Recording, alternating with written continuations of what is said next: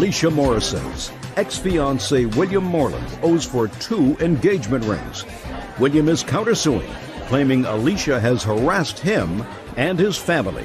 All rise.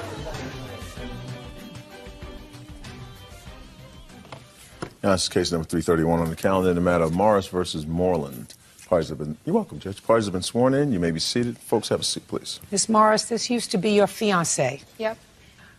Yes would be appropriate. Yes. According to your complaint, he wanted to buy some rings. You went to a jewelry store. You picked out 2 rings. He had lousy credit. You were dumb enough to put it on your credit. Yes. The engagement didn't last. The marriage didn't go through. He gave you back his ring. So you have both rings now. You tried to return them. You couldn't because they had already been sized. You're stuck with the rings and also stuck paying for them. Yes. You want him to do it because that's what he said he was going to Yes. do. Mr. Moreland says he gave you your ring because you promised to marry him. You didn't marry him. Therefore, you pay for the ring. All right, well, let's get to it. Can I see the rings, please, Bert? Who are these people? This is my sister and my brother-in-law here. They have anything to do with this case other than here to show you moral support? They do. Oh, good. Okay. So one is clearly an engagement ring. Yes. This is an engagement ring, right? Yes, ma'am. Good. This is a wedding band, right? Yes, ma'am. Okay, good.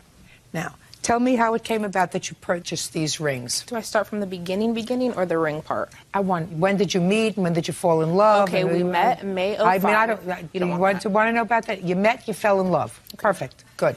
Okay, gotcha. Wonderful.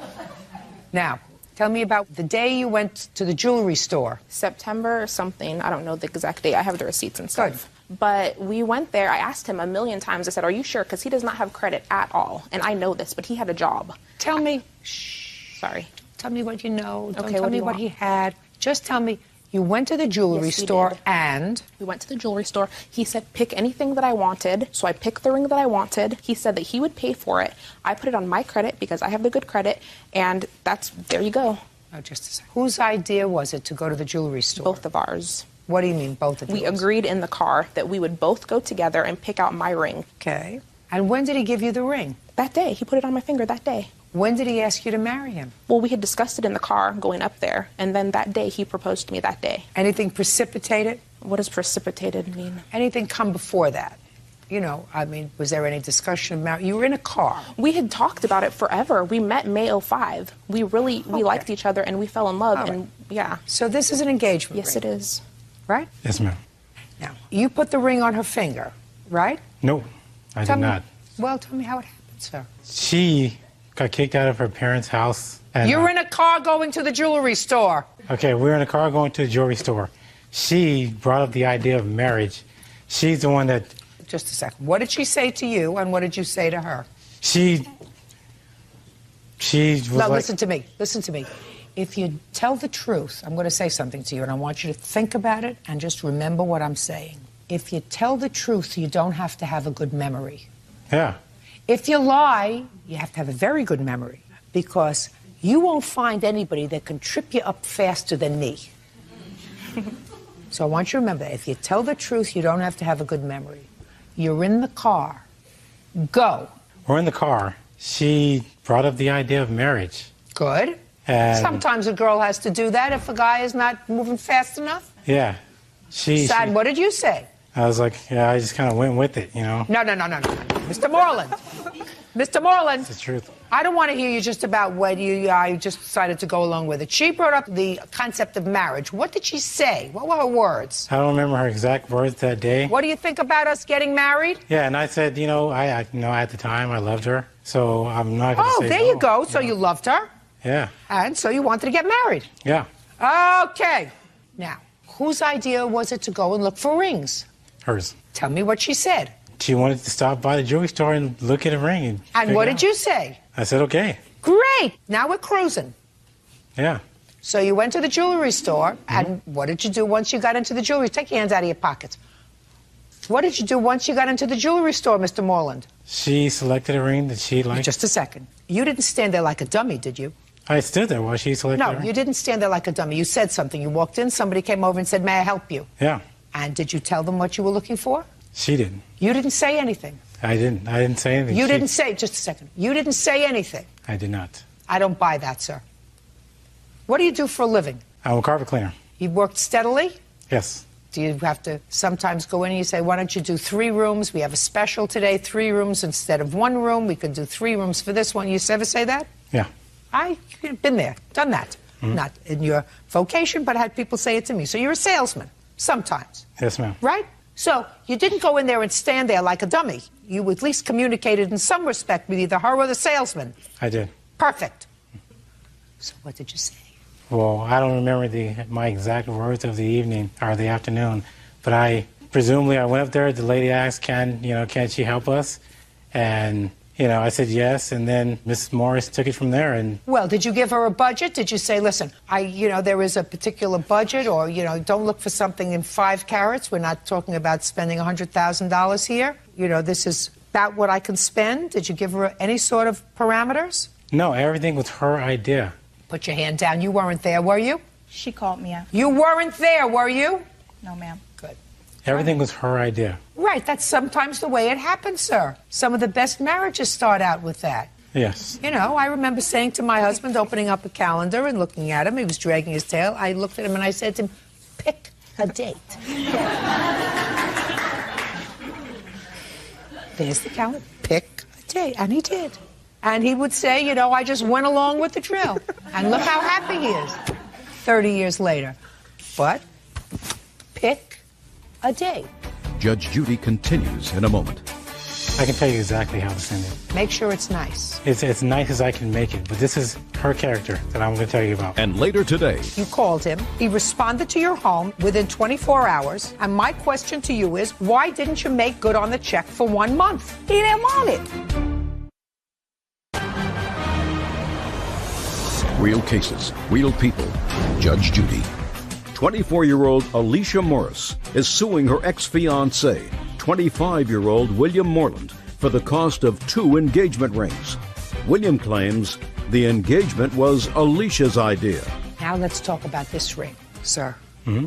This is a wedding band. See, Yeah. I know that. And this is a male wedding band.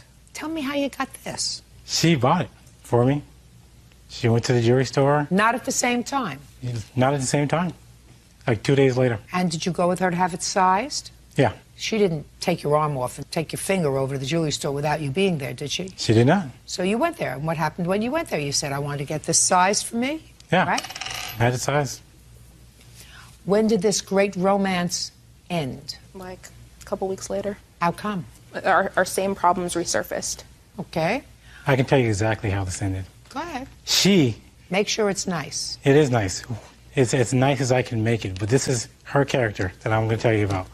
We went to visit my mom. She criticized me in front of my mother, and one time my mom defended me, and she cursed in front of my mom and cursed my mom and me out and left alone. And we've been broken up ever since. That's how we broke up. Okay. Not a lovely thing. But let me explain to you what the rules are with regard to engagement rings, sir. The rules with engagement rings are that a man buys an engagement ring for a woman in anticipation of getting married. And you are absolutely right that she broke the engagement, but it really doesn't make any difference because the contract is broken. There is no marriage. So you get the ring back. This is your ring. You get it back. Because usually the man pays for the engagement ring. And I absolutely believe her when she says that you said pick out whatever you want and I'll pay for it. She wasn't intending to buy her own engagement ring. She was intending for you to buy the engagement ring out of your work as a carpet cleaner. Because you do work. It'd be different if you didn't work, but you work. And we're not talking about the Hope Diamond here. It's very, very nice. Costs $730, something like that. Right? She thoroughly anticipated that you were going to purchase this for her and pay the bill when it came. So she stuck with the bill. And the bill for your ring is how much?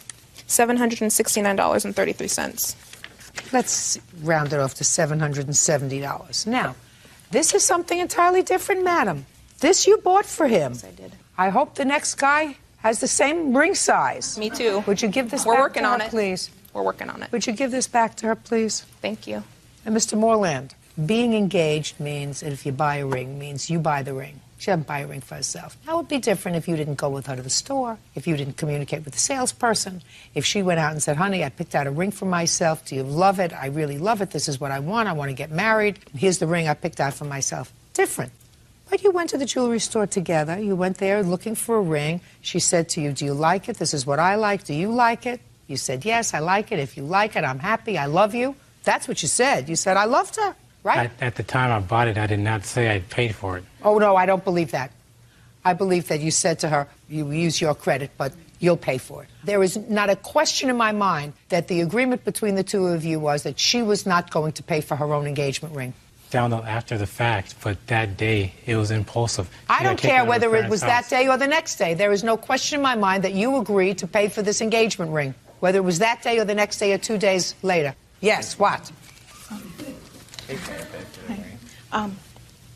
That day, literally, she was really stressed out. She was like, we're going to Disneyland. And then they didn't end up going. She called me and she was like, we're getting engaged.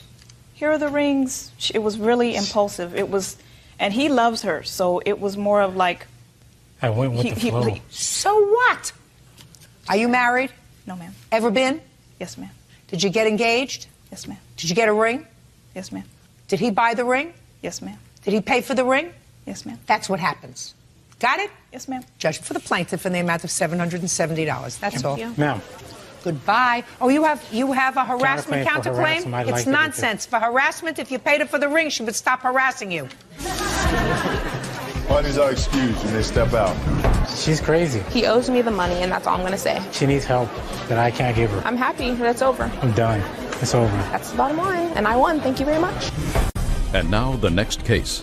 All parties in the matter of Solara versus Lara, step forward, please. 27-year-old Angela Solura is suing her ex-boyfriend, 24-year-old Freddie Lara, for a loan to restore his Mustang. Freddie claims Angela paid the bill without consulting him.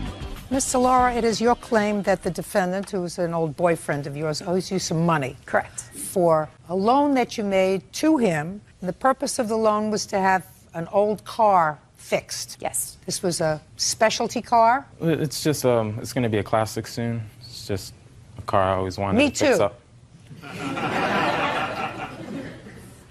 What kind of work do you do, Mr. Lara? I clean windows on high rises. That's a pretty dangerous job. Yeah. How long have you been doing that? Like 7-8 years now. Make a good living? Yeah, except when they lay you off. Well, you don't do it when it's windy or snowing or raining. Right. How much do you make a year? Anywhere from 48 to 68,000 a year.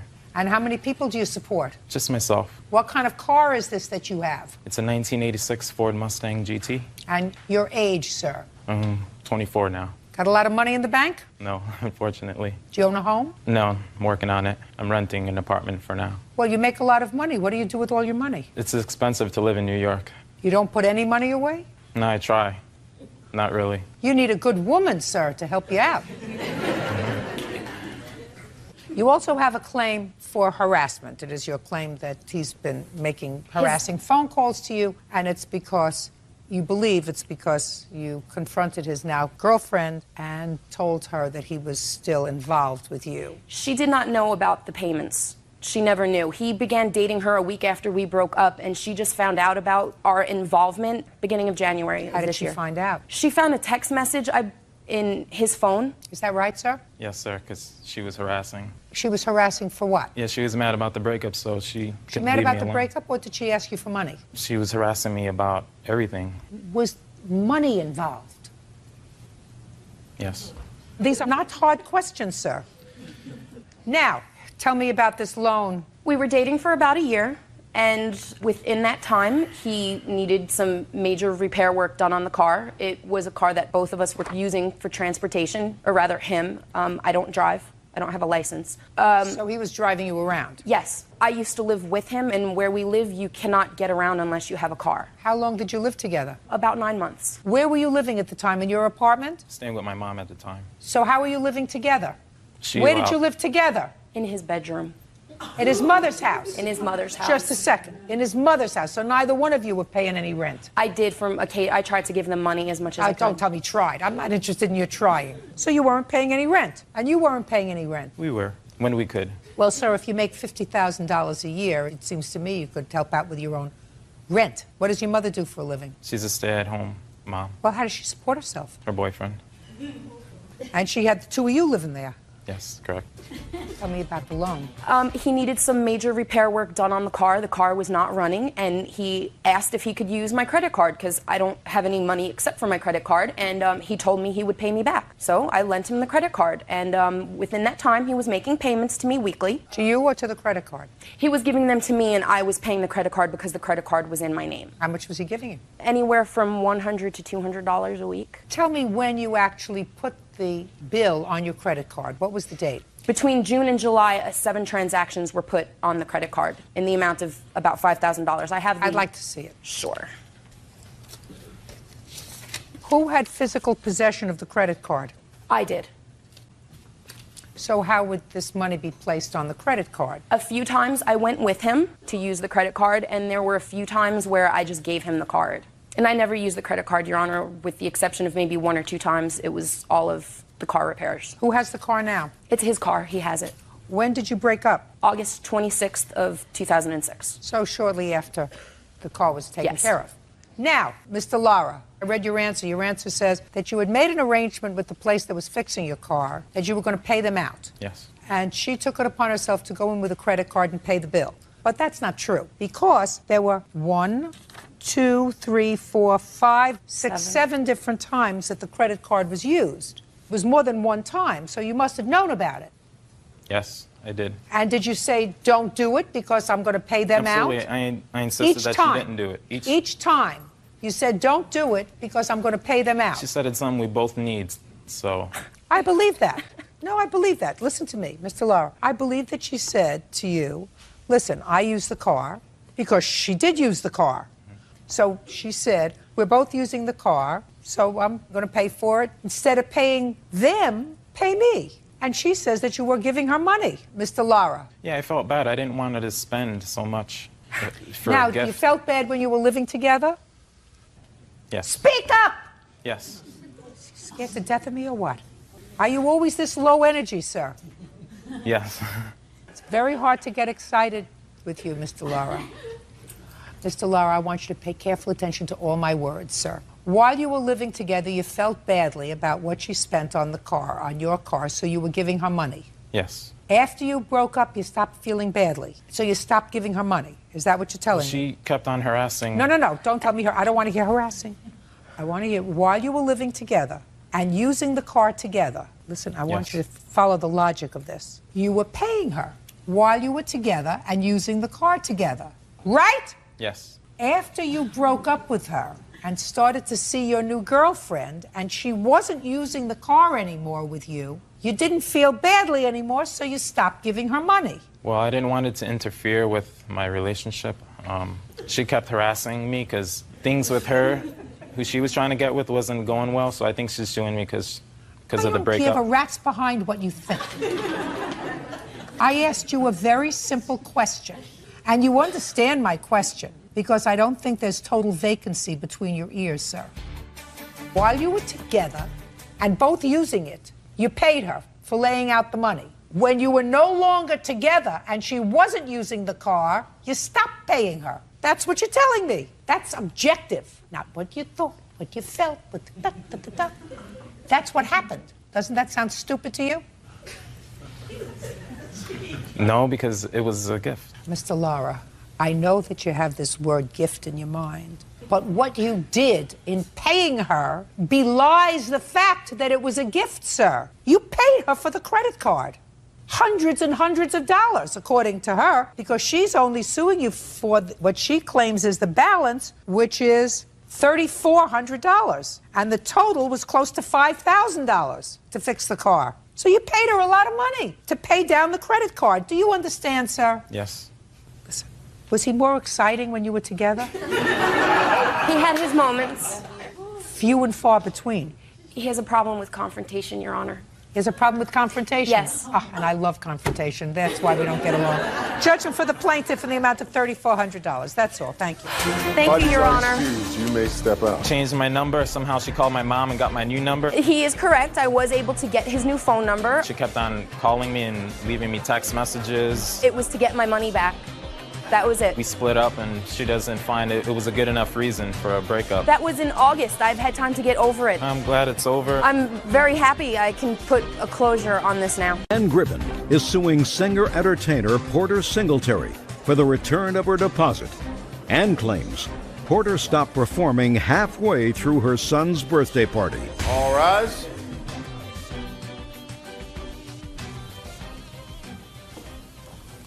Yeah, this is case number 498 on the calendar in the matter of Gribben versus Singletary.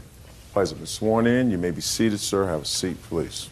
Miss Gribben, you hired the defendant, who is a singer, Yes. to sing at your son's birthday party. Yes. You gave him a deposit of $250. You want that deposit back because you claim that he came to the party and left after performing 3 songs. Correct. Mr. Singletary says that he came to the party, he was ready to continue with his part of the contract, but you had at least one unruly guest who wouldn't stop heckling him, and you did not take care of your guest. So that's his defense. Yes. How much were you supposed to pay him for the evening? $450 for 4 hours. And when did you hire him? I'm not exactly sure of the date. I do have a letter that I did write him enclosed with my check. Okay. What date is on the letter? July 17th, And when was the party? 18th of August. How far do you live from the Gribben home, sir? Oh, 15 minutes. And tell me what happened when you got there. I brought my equipment in. What equipment did you bring? Sound equipment, PA equipment, And you set up. and I set up. What time did you arrive, sir? I got there at about 10 minutes to 7. You would do there at 7? I was supposed to start at 7:30, Okay, great. and I actually started at 7:20 because there were guests there. Okay, keep going. So I started singing at about 7:20, doing everything basically that they've always heard me sing in the past at other events.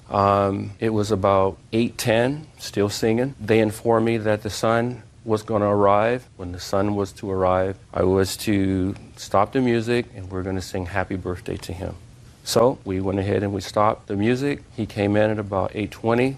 I've already sang an hour. And then the son comes in and we all sing happy birthday. And he comes in, he walks through. I continue to sing. A lady came up to me and she said to me, "Can you pick the pace up a little bit? Can you sing something a little bit more up?" I said, "Sure, fine." Not Miss Gribben. Yeah, I don't know who this person is. You mean the person who came up to The you? person that came up to me. So out of respect to the household and the people that were there, I said, "Okay, fine." So I sang something a little up. I sang 2 more songs. Then the lady, she comes back again and she says, "Could you sing something, a little bit more up?" And I go, "I am singing up. What do you want me to sing?" She says, "Oh, I don't know, just anything, but sing it up." I said, "But if you tell me what kind of music you want, I can sing it." So then she says, "Oh, just go ahead." So I sang a couple of more songs. She comes right back again after 2 songs.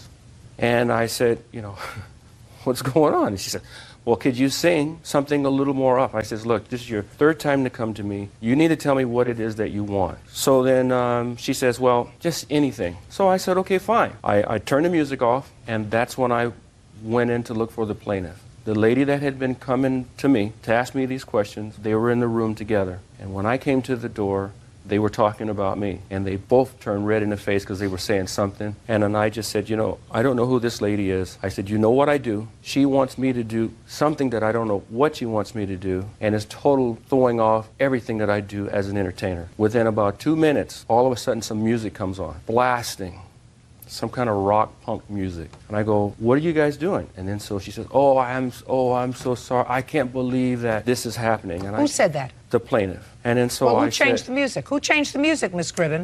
The bartender. The bartender. Go ahead. So then she said, "Oh, Porter, I can't believe this." And I just said, "Well, you know what? I'm an entertainer and I'm singing, and I sing with a feel.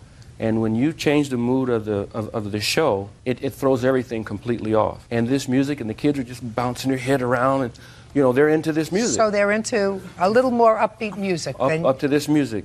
Okay. You left because of this disagreement that you had with her son's fiancée. Well, whomever this lady was. That was the son's fiancée. Yes. It was the son's fiancée, the girlfriend, yes. Girlfriend. Girlfriend, fiancée. Now I'll hear you. Okay, I remember it a little differently. First of all, Porter's a fabulous singer. I don't question that one bit. We've seen him at several venues, different places. And nobody's ever had a problem with him? Nobody that I know has ever had a problem with him. Right, that's why you hired him, because you liked the way he sang, and nobody ever had a problem with him. Super so singer. now I'm hearing you. But it's a little different. The times are a little different. He wasn't there that long. I remember it that he sang 3 songs. Well, he sang more than 3 songs. Oh, Three okay. songs last half of the amount of time we've just spent together. Okay. Okay. So I know you said 3 songs. That wasn't true. Keep going. Well, what happened was my son's girlfriend did interrupt him. I don't know how many times it was. Porter came to me, what he's saying is true, and he was telling me what happened, and he was upset about it. And when he told me, I was upset about it. I had no idea. But I want to just tell you one thing that was a little different. Porter was going to come that day with a DJ. And what happened was 2 things. He was going to come at 1 o'clock that day, and we were going to go over the song list. But it was his birthday that day, and he called me and said his family was taking him out to lunch. Would it be all right if he didn't come? I said, yes, it's fine. We'll see you tonight. Okay.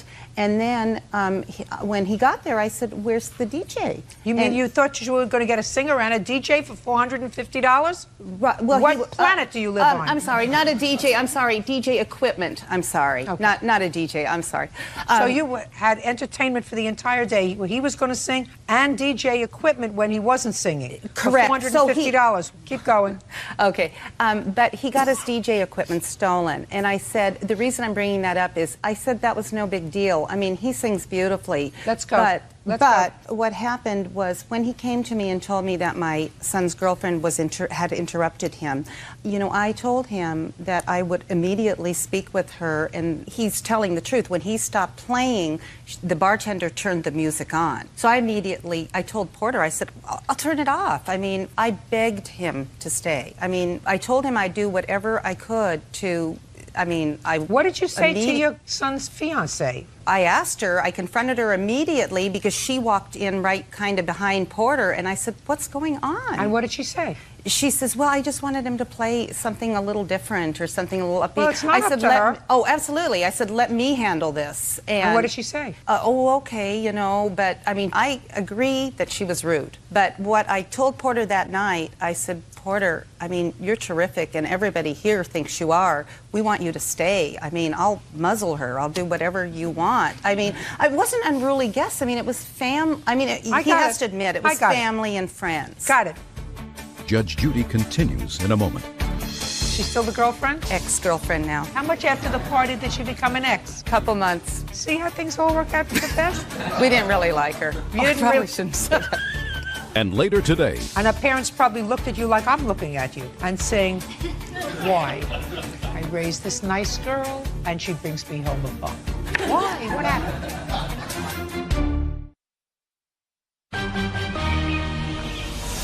real cases, real people. Judge Judy. Ann Gribben claims professional singer Porter Singletary stopped performing halfway through her son's birthday party. Porter claims he was rattled by one of the guests. He came to perform in good faith. According to you, you've seen him perform at many other venues. Yes, I did. He's never had a problem. Well, not that I know of. If he'd had a problem, you would have known about it Right, if you were true. there. No, so he's a he's good never singer. had a problem. You hired him. He wanted to do a good job. Clearly, something at your son's birthday was so distasteful that he felt as if he was prepared to risk your good offices to say, I'm leaving. I can't work in this kind of environment. You acknowledge that your guest was rude to him. He doesn't have to tolerate somebody being rude to him. You know, it would have been nice if he said, well, I'll suck it up and continue to play, but he doesn't have to tolerate that. He can leave. So the question is, was the time that he spent at your home worth $250, which was your deposit? And it was. He's an entertainer. He entertained. He came to your house. He spent an hour and a half there. He set up. He performed for $250. That's a bargain. He's entitled to $250. So, did your son have a good time at his 30th birthday? We still had a good time, but it was an embarrassing thing. Of course you still had a good time. Well, don't you think he was embarrassed? Yeah, I guess I seen it a little bit differently, but I mean, I don't deny that he, you know, is not a good singer. I mean, I can't say that. No, he was embarrassed. It's just that we tried to do our best to make it good with him. I mean, I believe that you did. I believe that you said, let me handle it. You Yeah, said I to did. your future daughter-in-law, let me handle it. She's still the girlfriend? Ex-girlfriend now. See what happens? All things work out for the best. How much after the party did she become an ex? Couple months. Couple of months. See how things all work out for the best? We didn't really like her. You didn't probably really- shouldn't say that. Well, listen, you never know what's going to happen in the future, so got to keep all your options open. But it sounds to me as if he had a good time at his party. He did. Good. I'm glad. He's entitled to his $250. That's all. Thank you. Parties are excused. You may step out. He did sort of ruin the party. People do whatever they want to do. He left, kind of left me high and dry. I am not there to control the crowd. Yeah, I think he had a bad day. But it is a lesson learned. Julie Brinkington is suing her daughter, April Whiteman, for a loan to save her home from foreclosure. April says her mother is a mean, hateful, and vindictive woman. All rise. Your Honor, this is case number 478 on the calendar in the matter of Brinkington versus Whiteman. Thank you. You're welcome, Judge. Parties have been sworn in. You may be seated. Folks, have a seat, please. Miss Brinkington, the defendant is your daughter, and you claim a loan to her in the amount of $5,000 to pay off some bills that she had. Your daughter says that you never made a loan to her. You helped her out when she was in financial difficulty. She is counterclaiming, alleging that you made false reports to Child Protective Services about her, causing her to lose her teenage daughter for 6 months. She wants to be compensated. Tell me about when you made this alleged loan. Well, the loan of $5,000 was made in the summer of 2004, and April came knocking, banging on my door. Just a second. You know, crying. Listen to me, Miss Brinkington. What month in the summer of 2004? It was May. And your daughter came to your house and... Yes, ma'am. Go ahead. She came to my house, tears, you know, dropping from her eyes. Oh, I gotta see you, I gotta see you, I gotta see you, like that. And I didn't know what to think because my daughter has been estranged from me since 1977. And I never see her unless she wants to borrow money or something. And out of the clear blue sky she comes, and she's begging me and crying. And she says, my children are gonna be on the street if you don't do something. You gotta do something, please do something. She says, if you will do something, she says, I would be the kind of daughter I should have been all those years. She's saying, if you'll do that, she says, I'll come and visit you. I'll send you Mother's Day, Christmas, birthday. She's never done any of that. Miss Brinkington, your daughter, according to your complaint, needed money, and according to you, you paid some of her bills. I have the canceled checks for that. I'd like to see them. Yes, ma'am. This is just the checks that I wrote. It's the only thing I'm interested in.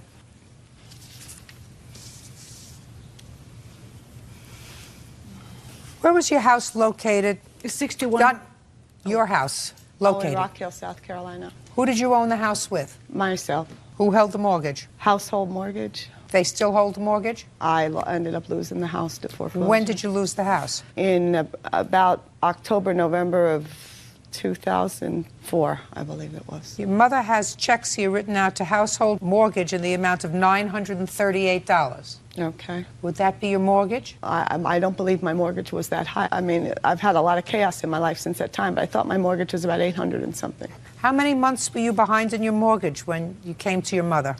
Probably about 2. So you wrote these checks out for her, and what arrangements did she make to pay you back? She wrote checks, post-dated checks, $210 a month to pay me back. When she gave you the checks, did you deposit them right away? No, ma'am. She asked me to hold them for 3 months. Did you do that? Well, see, Your Honor, unfortunately, April is a crack addict, and I was worried about the money. That's why I went ahead and cashed 2. When she asked you to hold them for 3 months, and you said you would hold them for 3 months, you did not hold them for 3 months. I waited for all but the one I have here. All but the first one. Okay, I'm going to hear you. I guess she's trying to humiliate me. First of all, I could submit to any kind of drug test today. I'm not a crack addict. I don't take drugs at all. And this is all part of the mental abuse and the stuff I've suffered my whole life. I'm tired. I'm tired of it. She gave me that money to help me. I'm tired of it. I've been through a lot. I've been through a lot with this woman. I've been through a lot of abuse. She's my mother. I shouldn't even be here, okay? Listen, I shouldn't even be here. Miss Reitman. I don't mean to cry. I'm upset. I mean, how could you even say that about your own daughter? First of all, it's not true. Miss Reitman, let me ask you this question. Why would you give your mother a whole bunch of post-dated checks if you didn't intend to pay her back? Because the reason I gave her the checks is she browbeat me and harassed me, would not leave my property. I had to call the police to get her removed from my property, and I did it out of duress. I was stressed out, and I wanted her to leave. And that's why I did it, and I shouldn't have done it. Okay, but you did it. I did. Okay. So you wrote her out the checks, and that was your intention when you wrote her out the checks to pay her back. Okay. Now, let me get to your counterclaim, Miss Reitman. It is your claim. Put your hand down. Okay. It is your claim that your mother made false charges about you to Child Protective Services, and as a result of that, your teenage daughter was removed. Yes, ma'am. She was. How many children do you have? These two right here. These two? Yes. You were removed from the house? The answer would be yes. Yes, ma'am. Stand up. When were you removed from the house? Probably about my 7th grade year. How long ago was this that you were removed from the house? Probably about a year. How old are you now? 15. And how long did you stay in foster care? Half a year. Listen to me very carefully. When you were removed from the house, did you tell them that you wanted to go into foster care? No, ma'am. You did not. And where was your brother? Where were you? I was out on my own, actually. How old are you? I'm getting ready to be 20. How long have you been out of the house? Well, I actually just moved back in, but probably about a couple of months to a year, something like that. A couple of months is 2, a year is 12. How long had you been out of the house? Maybe 5 or 6 months. Where did you go? I moved with my grandfather in Alabama. I stayed with him for a little bit. Whose father is that? Ma'am, when you want me to talk, I can tell you the truth. He says he moved in with his grandfather. Not true. Is that your father's father or your mother's father? It's sort of like my father's father. He's not. I don't understand what that means, sort of like. He's not actually his father, but he's a friend of the family. So you moved in with a friend? On my dad's side, yes. Why did you leave home? Because I didn't want to stay. I don't hear you. I didn't want to stay with my mother. I wanted to be on my own. Sit down. You have the complaint that you filed with Child Protective Services, do you? I have the notice of unfounded investigation where it was unfounded. I'd like to see what you have. All right. But I do need to explain something when I get a chance. Okay.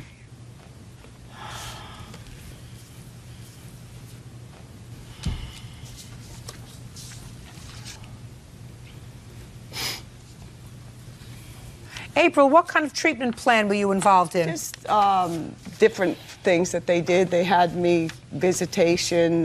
They had me assessed at Catawba Mental Health. I mean, just things like that. Who's Gilbert? That's the boyfriend of mine. Well, as part of the plan, it says April is placed under affirmative duty. April, that's you, to have no contact with this man while Desiree, your daughter, is with her, and not to let him have any contact with her, and that includes phone calls. So evidently they found something that was untoward between your boyfriend and your daughter. No, ma'am, they didn't, but I have gone back to court for that, and that has all been dismissed. All right. Judge Judy continues in a moment. Don't make it any worse. I'm not. Do you understand? I'm trying to make it better. No, trying to make it better? I want to hear your version of making it better. Yes, ma'am. And later today. Were your financial difficulties owing to your husband's gambling problem? Yes, Your Honor. What proof do you have that they took a camera when they moved out?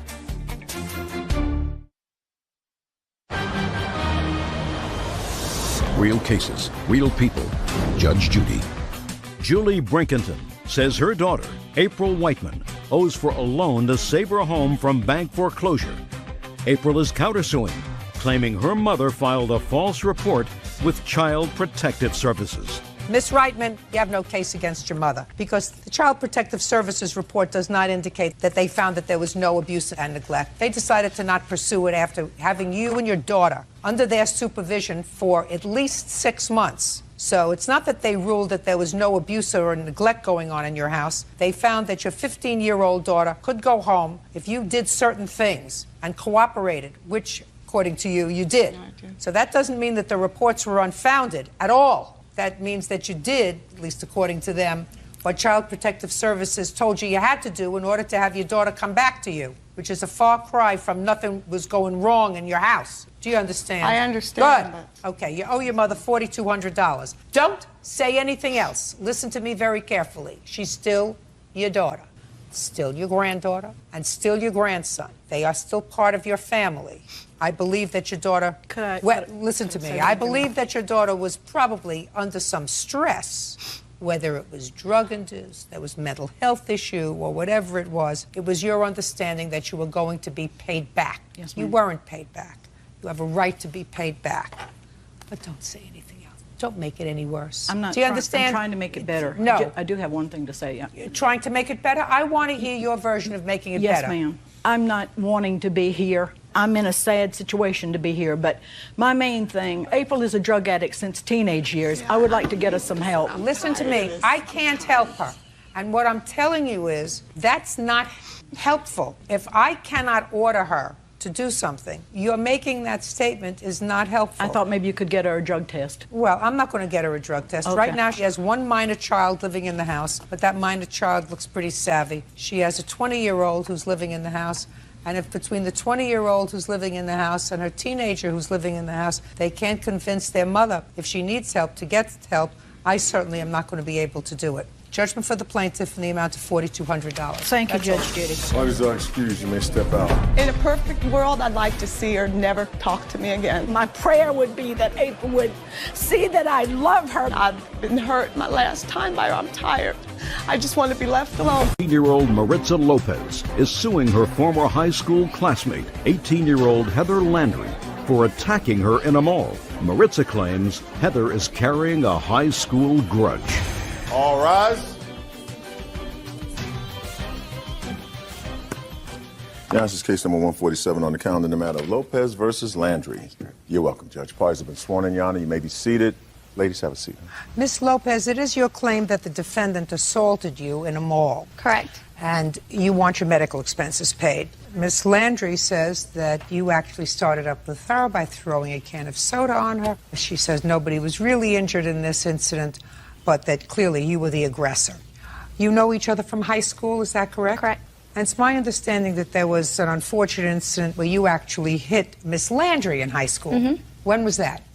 It was probably 4 months before graduation. Had you been friendly before this incident in high school? Yeah, I've known her since junior high. Tell me about the incident in the high school, Miss Landry. It was like a little party, a little barbecue, and I was giving this guy a ride home, which happened to be like her boyfriend, I guess you can say.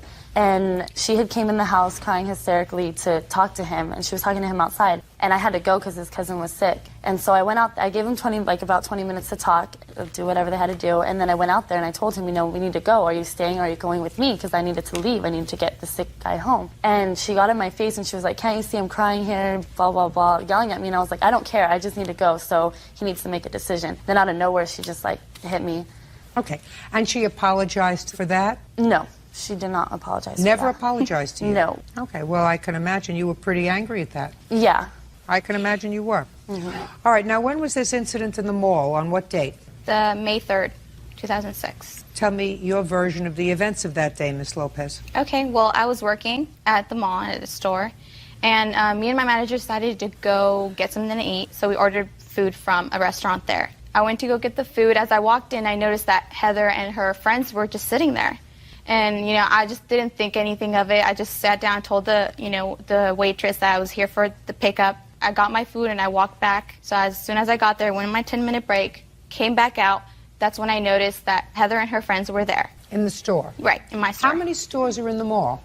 Would you say? Miss Landry, how many stores would you say were in the mall? Maybe like 40, 45. 40 stores. How many girls were you with that day? I was with 3 of my coworkers. So there were 4 of you all together? Yes. How much after you saw Miss Landry at the food court did you see her in the store? I think from the time I walked back and went on my 10-minute break, it's probably like 15. 15 minutes? Yeah, 5 minutes to probably get back. Good. All right. So you came out, you saw Miss Landry there with 3 of her friends, and what happened? Basically, my assistant, Stacy, she came to me and I was just telling her, hey, do you know who's in here? She's like, no, who? And then she hadn't noticed. So she looked and then she's like, don't worry about it. She's not going to say anything. I was like, oh, I'm not even worried. I'm just, it's pretty obvious that she came to my store out of all the stores in the mall. So she's like, well, do you feel uncomfortable? And I was like, I'm just here, whatever. I really don't care. She's like, well, how about you just go on a 3-minute break and go get me something to drink. So as I went to go get her soda and then I started walking back, I noticed that there was Heather and her friends waiting for the elevator. And I could just continue walking to my store, and all of a sudden I see her like walking towards me, and I was like, great, what is she going to tell me? The first thing that came out of her mouth was, seriously, why do you still talk about me? She started saying about high school and how this is my opportunity to do something to her. I've been always talking, saying I want to kick her and all that stuff. And she was just basically giving me an opportunity to do it. And I just told her, you know what, you need to get over it. It's high school. She probably got annoyed because I kept saying, you need to get over it, you need to get over it. Like, I was just repetitive throughout the whole thing. And then what happened? And then out of nowhere, she just punches me on my left side. And then what happened? So obviously I pushed her away. That's probably when the soda fell on her. I seriously did not want to hit her back. Like, my first reaction was just to push her away or hold her down, because I was working. I'm like, what am I supposed to do? Really? I don't want to lose my job. And at the time, I was getting promoted as assistant manager, and I knew I was probably going to lose the opportunity with the regional manager. That all didn't go through your mind in a second. She punched you, according to you. You pushed her, soda fell on her. What happened next? Basically, she was just she's probably swung at me as I tried to hold her like 3 times. So it's total like maybe 4 clean punches on this side. Did you hit her? No, I didn't hit her at the time. Like, throughout, probably towards the 4th time she hit me, I was like, you know, I'm just going to defend myself because nobody's jumping in, nobody's coming. Okay. Yeah. Fine. What kind of medical treatment did you receive? It was just like basically a checkup. He gave me medicine. I have the hospital bills right here. I'd like to see the bill. Do you have photographs? Yes, actually I do.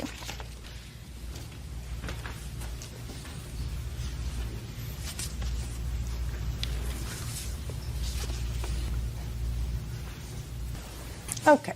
Now I'll hear you, Miss Landry. Okay. That May 3rd, me and 3 of my coworkers were out to lunch at Red Robin, and my back was not facing her. Like, I didn't see her at all. My friend Caitlin had noticed her, and so when she had told me, I turned around and I looked back, but I didn't see her anywhere. So we were still eating, we were chatting a little bit, finished up our meals, we paid, and then my friend Brandy that was with me, she wanted to get some sunglasses, and I had bought in some in Anchor Blue. That's like the only thing I buy there. So we went up there, we looked around for like a second, didn't see anything, and we left. We were walking out towards the elevator, waiting for the elevator to come down, and we're standing there facing the elevator, and they hear my name, and I didn't hear it at first, and I turn around and I see Maritza calling me. So I start walking towards her like, you know, what do you want, you know? And she basically tells me, you know, we still have stuff we need to take care of from high school. We never finished it, blah, blah, blah. And I told her, you know, it's been over a year. I haven't seen you since then. I really don't care to bother with you. I'm over it. You know, I don't need to have nothing to do with you. And we were going back and forth for like maybe 30 seconds. I don't know where she throws her soda literally like on my face. I was drenched in like Sprite or some sticky Sierra Mist or something. And I couldn't really see at first. And my first reaction was just to push her away from me. And then we started going at it.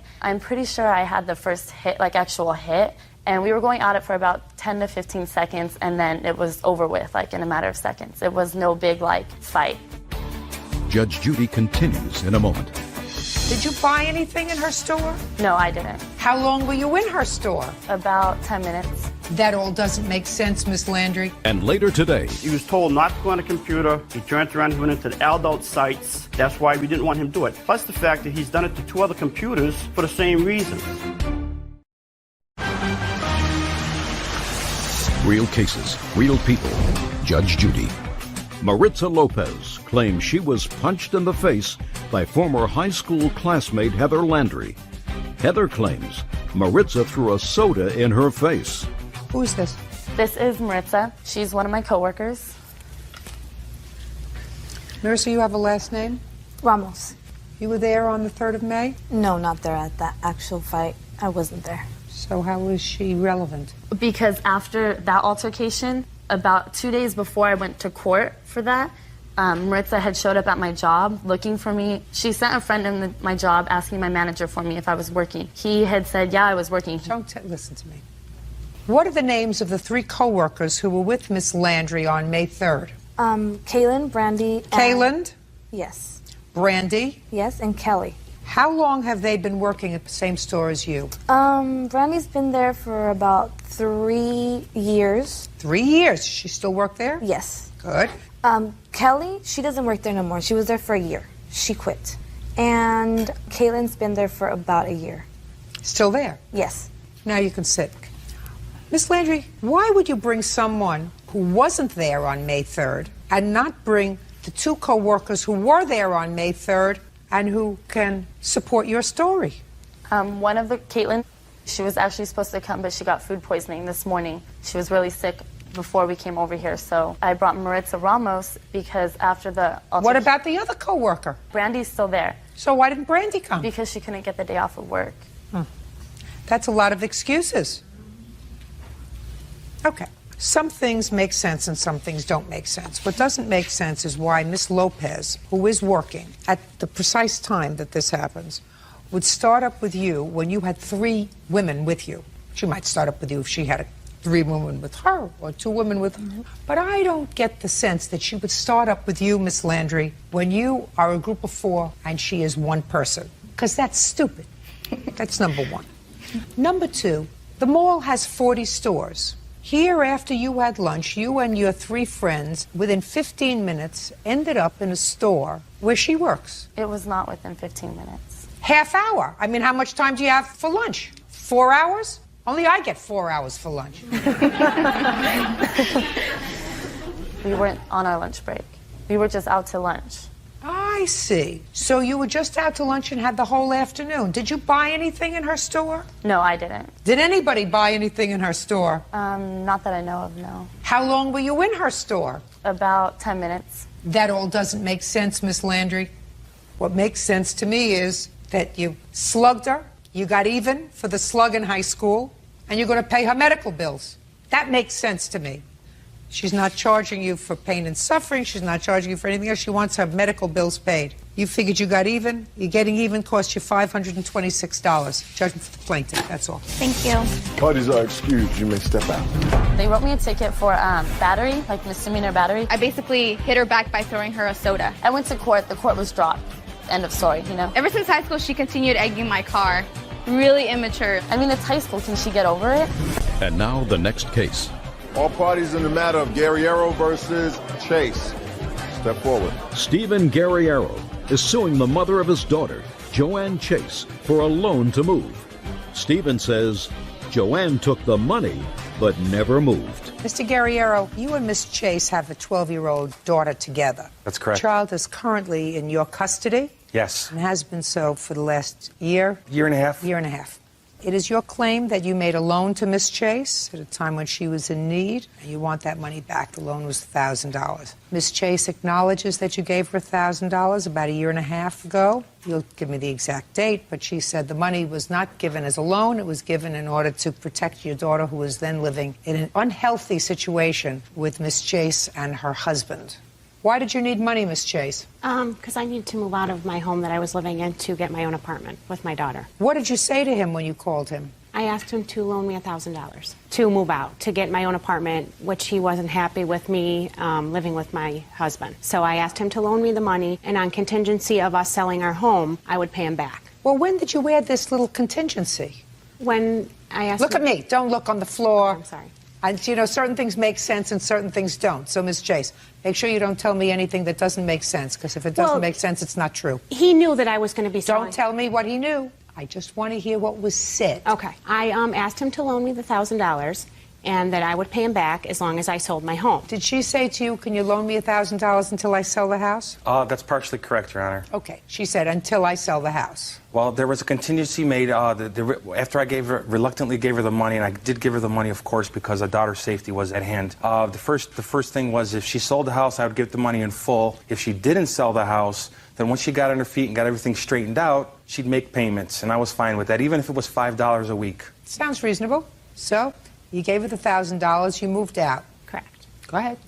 Well, she didn't move out. That was the issue at hand. Why didn't you move out? I did move out. When? It wasn't right then, but it was within 6 months. I did. What'd you do with the $1,000 for 6 months? I used it to move out, but it was just, you know, I had to wait. My children were in school. I had 3 girls. No, they weren't in school in July. 6 months later, they were in school, but they weren't in school in July. There was a lot of things that were going on that I couldn't just move out at the current time that he had just given me the money. What did you do with the money? Is my question, Ms. Chase. Well, I did use it to move out, but it wasn't right you mean that you held month on in to it July. and put it in a bank account and held on to it for 6 months? No, I didn't put it in a bank account. So what'd you do with the money? I guess I saved it. at the house. So, why don't you pay him back? Because I didn't sell my house. And what are you doing now? I live by myself and I work. Good. Pay him back. I don't have it. I'm not in any financial position to pay him back. When he was paying child support to you, how much was he paying you? I don't even remember. He does. It was $52 a week, Your Honor. And I'm receiving $11.50 a week from Miss Chase, which she's a little bit behind. When he was paying you $52 a week, did you think that that was enough to help support your daughter? No. I thought that that was nothing. $11.50 is even less. Correct, but he should get a job. I mean, you know, he doesn't work. He's not living on your $11.50 a week. Well, then he should get a job.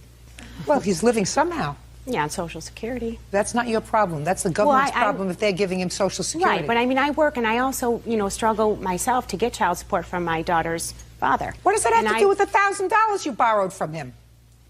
I don't know. You know, it's just hard because I do waitress and I have to, you know, work or else I can't pay my bills. Right. You also have to pay back money that he loaned you. I have no idea what you did with the $1,000, but you certainly didn't use it to move out. I don't believe that you saved it, and I don't believe that you hid it in some cookie jar or some coffee can in your house until you were ready to use it. No, I didn't, you know, but I did use it, you know, towards moving out when I did move out. Yeah, right. Well, I don't have to get into any more of this sad tale. Suffice it to say, you owe him $1,000. Judgment for the plaintiff. That's all. Why is our excuse when they step out? Oh, thank God for Judge Judy. I think she made the right call. He doesn't have anything better to do during the day than, you know, strum up ideas to ways to get money because he doesn't have a, you know, job. I had a lot of evidence I wanted to bring up, but I didn't want to interject and have Judge Judy yell at me, so I kept my mouth shut. And now the next case. All parties in the matter of Jones versus Weidrich. Step forward, please. Tina Jones is suing her ex-husband, Robbie Weidrich, for the return of money she put into their daughter's car. Robbie is countersuing for the cost to repossess the vehicle in question. Mr. Weidrich, this is your former wife, Yes. and I assume this is one of your daughters. Yes, ma'am, it is. I'm starting with you, sir, because I'm going to do the Reader's Digest version of the facts of this case, which suggests to me that you made a mistake, an emotional mistake, but perhaps not a legal one. It appears that you loaned your daughter money to purchase a car, $2,500. Yes, ma'am. She acknowledges that, is that right? Yes, ma'am. And your agreement was that she was going to pay you back $80-some-odd a month for Yes, the car. ma'am. According to you, she only made one payment. Yes, ma'am. And you decided to repossess the car, Yes, ma'am. which you ultimately did at some expense to you. You hired somebody to go and get the car. Yes, I did. Thus, your counterclaim. Your counterclaim is she should have been more helpful in you getting the car back. But your former wife has a lawsuit, and her lawsuit says that she put some money into that car to fix it when her daughter had the car. And so you have to pay her back for the money that she spent in fixing the car. That's your lawsuit. Yes, ma'am. You have no case. Under what possible theory do you believe he owes you any money for the money you spent on your daughter's car? It was a gift to her. How old are you? 18. She was 17 at the time. What difference does it make? You can make a 17-year-old a gift. I just don't feel that I should have to pay for repairs on an automobile that we no longer have, that he took back. Did he ask you to do it? We had to do it in order Did to he get ask you to do it? No. You have no case. It has to be a contract, an agreement, or it's a necessity. But a car isn't a necessity for a 17-year-old. That's what they have legs for. It was a necessity for the No, girls. it's not a necessity.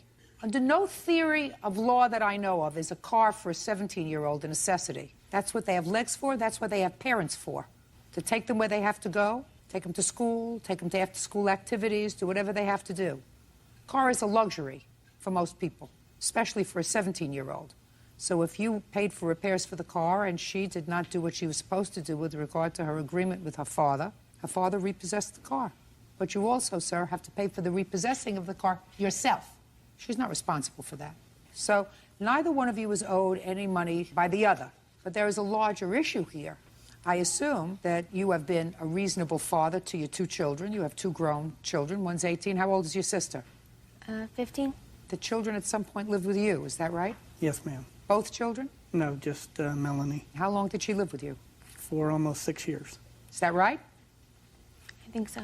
When did she decide to go and live with her mother? After I got remarried, and she was uncomfortable living there with me and my new wife. So that's when she decided to spend more time with her mother. Okay. Now I'm going to get back to what I said before. I'm sure you were a good father. You were a good father to your daughter for 6 years. Because you got angry, because I gather what she did was, as soon as this happened, you went to court for child support. Is that right? No, it all started over a tax return. Since Melanie lived with me most of the year, he allowed me to claim her on my tax return this year. When he went to file, he found out he was going to owe taxes, called me irate. That's when he informed me that he was no longer going to help in any way with the girls in any support. That's when I decided that I needed to go for child support. I went in, filed for child support, and when he received the papers in the mail, that is when he called Melanie up and demanded the car returned. Well, for the 6 years that your older daughter was living with him and your younger daughter was living with you, was there any child support exchanged? None. No. So you paid for the child who lived with you, and you paid for the child that lived with you. Yes, ma'am. Is that right? And when Melanie turned 18, she came to live with you? She was 17. It was May of last year. When did you turn 18? January 18th. Of this year. And when did you go to live with your mother? I don't exactly know. It was kind of gradual. After the school year? Yes. So it was sometime during the summer? I think so, yes. So for 6 months she lived with you before she turned 18? Yeah, at least. 6 months? And when did you sue for child support? February is when I filed paperwork. Now, you sued for child support for the child who had always been living with you. Right. But you had never done that before. No. Why? Because up until that point, there never was a problem. If, we needed something, we could call each other and we would share the expenses. And at this time, he's telling me that he's no longer going to do that. He's not going to be financially obligated to either child. Well, he was no longer obligated to this child. Exactly. She was 18. Well, it's too bad. After all these years of getting along well together, you probably should have let him claim one child as a deduction for last year, because she did, in fact, live with him for 6 months. You are claiming one child as a deduction. You probably should have let him take the other child as a deduction. But it's too bad that this broke down. And it's certainly too bad, Mr. Wiedrich, that the relationship that you enjoyed with your daughter is damaged over a car. Yes. Very unfortunate. Okay. Sounds to me as if he was a pretty good dad to you for a long time. The fact that you don't get along, you felt uncomfortable in his new situation. That's understandable. And it's also understandable you wanted to be with your mother for a little bit of time. That doesn't mean that your father, who was a good father for a lot of years, turned into a bad father overnight. Right? Right. Case is dismissed. That's all. Parties are excused. You may step out.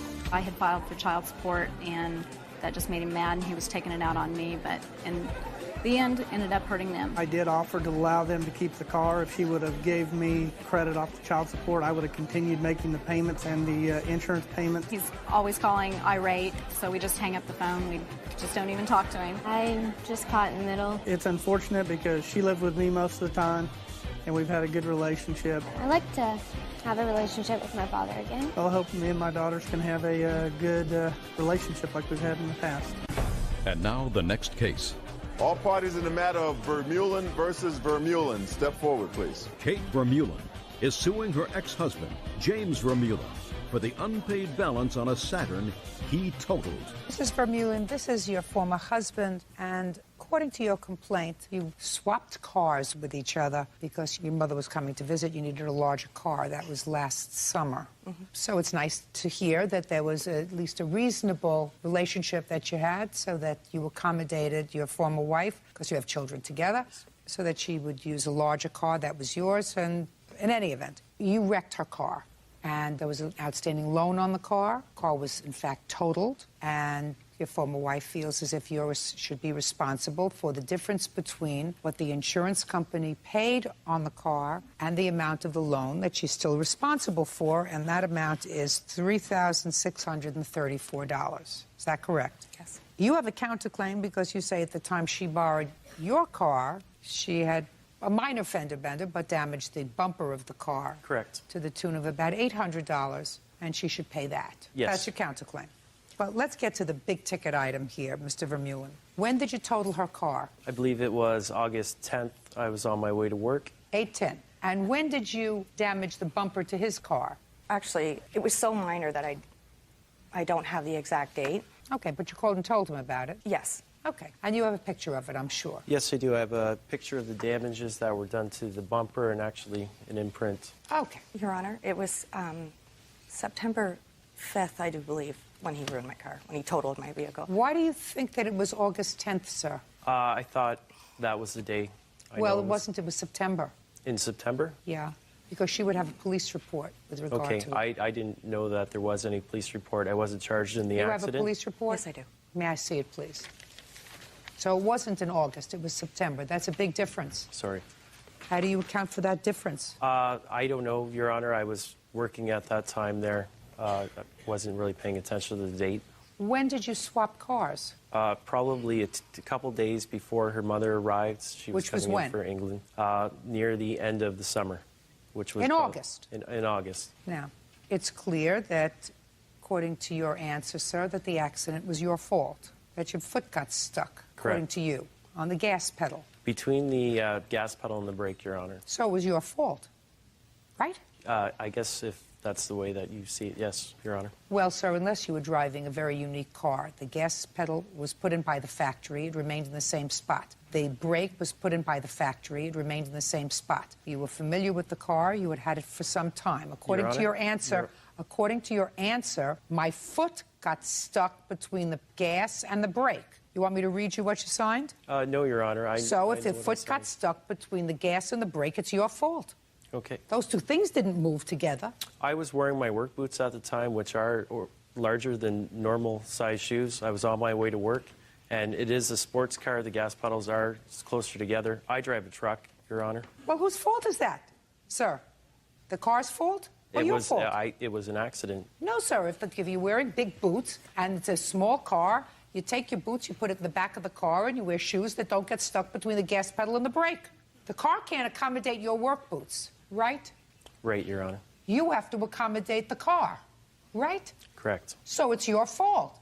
Now tell me why you believe that you're not responsible for the difference between what the insurance company paid and what your former wife has to pay on the loan. I believe it's not my fault due to the fact that I wasn't charged with the accident, reckless driving, careless driving. I had a medical report that says that there was no drugs or alcohol involved. I also had her insurance company clear me of all liabilities in relations to her car. You made babies with him. Just because, sir, you weren't found guilty of a crime, that there was no drugs, alcohol, you weren't speeding, doesn't mean that the accident wasn't your fault. It was your fault. You just said to me I was wearing big work boots. This was a sports car. It doesn't accommodate those kind of shoes. My foot got stuck between the two pedals, and I lost control of the car. And I just tried to explain to you what a normal person of reasonable intelligence would understand, that the car can't accommodate your shoes. Your shoes have to accommodate the car. Now, do you have a picture of the damage she did to the bumper of your car? Yes, I do, Your Honor. I'd like to see it. And an estimate on having it fixed. I have an estimate right here.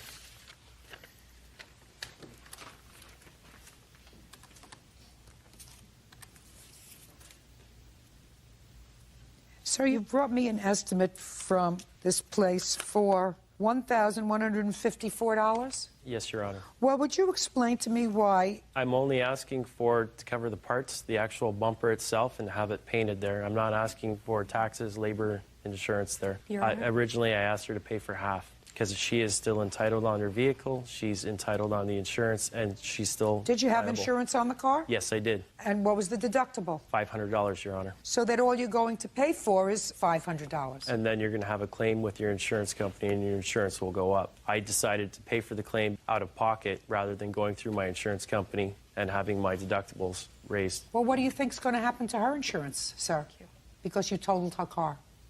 What do you think is going to happen to her insurance company that had to pay out a totaled car? I'm quite aware that she's going to have a claim with her insurance company, and her deductible will probably go up as well as her insurance payments.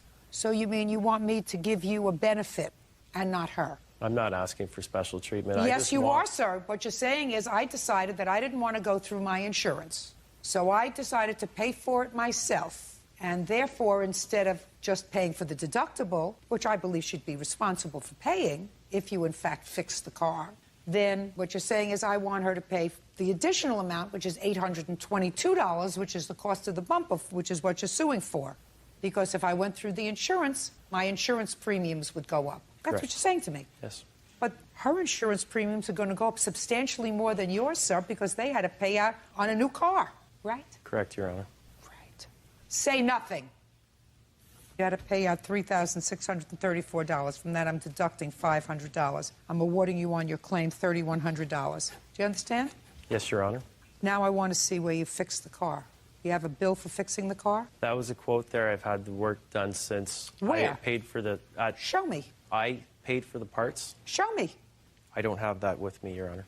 Well, why did you bring me this, sir? That is a quote of what it would cost at a body shop to get it done. What I paid for out of pocket was the parts and the paint. Why, sir? Wouldn't you bring me the actual cost of what it cost to fix the car? I didn't have the bills at the time. It was short notice. I didn't care at the time, Your Honor. I didn't really save the bills there. I didn't plan on coming to court. I didn't think I was going to be in court today. When did you get this? When did I got that?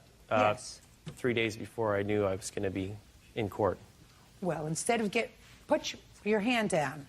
Instead of getting this estimate for work that was never going to be done, because according to you already did the work, right? Correct. So this is bogus. It's not bogus. This is bogus. Quote. So instead of wasting the time to take the car in to see what it would be to fix the car, which according to you already fixed, so it would be difficult for them to give you an estimate on fixing a car that was already fixed, because you said you fixed it. Why didn't you, instead of getting this estimate, go back to the place where you bought the parts and say, I lost a copy of the bill. Can I please have a copy of the bill for the parts? I could ask for the original copy. I could send them to you. Why did you waste time getting this instead of getting the receipts for the actual work? I have no answer for that, Your Honor. Well, then you're not getting a thing. Strike it. Judgment for the plaintiff in the amount of $3,634. Your counterclaim is dismissed. You did a lot of fast talking, sir. Did not impress me. That's all. Step out. Parties are excused. You may step out. I was totally surprised. He did not feel responsible for it. Because of the financial cost to her, and she is out the money there. So I had to get help with it. You go to court, make sure you have everything with you. Don't ask to borrow anyone's car. And now the next case. All parties in the matter of Willis versus Hunter. Step forward. Nellie Willis is suing her daughter's ex-boyfriend, 23-year-old Walter Hunter, for unpaid credit card charges. Nellie claims she was trying to help Walter establish his credit. Miss Willis, are you a working lady? Yes, I am. What kind of work do you do? I work for the Department of Defense, United States Air Force, as a tool and parts attendant. How long have you been doing that? 18 years. What about you, Mr. Hunter? What kind of work do you do? I'm an electrician. I also work on Tinker Air Force Base. Miss Willis, you don't make a whole bunch of money, do you? No. I'm going to give you and anybody else out there who wants to listen some very good advice. Never, never get somebody a credit card. Children, brothers, sisters, friends, don't ever give somebody a credit card, which is what you did. You gave Mr. Hunter, who was then your daughter's boyfriend, a credit card. Put your hands off your hips. Ostensibly to help him build up his credit. You did that in 2003 while they were still together. Mr. Hunter proceeded to use the credit card. I gather from your statement that you did not use this credit card at all. Is that right? Yes, I did use the credit card. Well, do you expect me to go through 3 years' worth of statements to see what he purchased and what you purchased? No, I have the statements, but it was only for 3 months. He only made purchases for 3 months? Yes. Okay, then I'll take a look at it. And then you say he made payments sporadically. Then he stopped making payments 2004. He and your daughter broke up.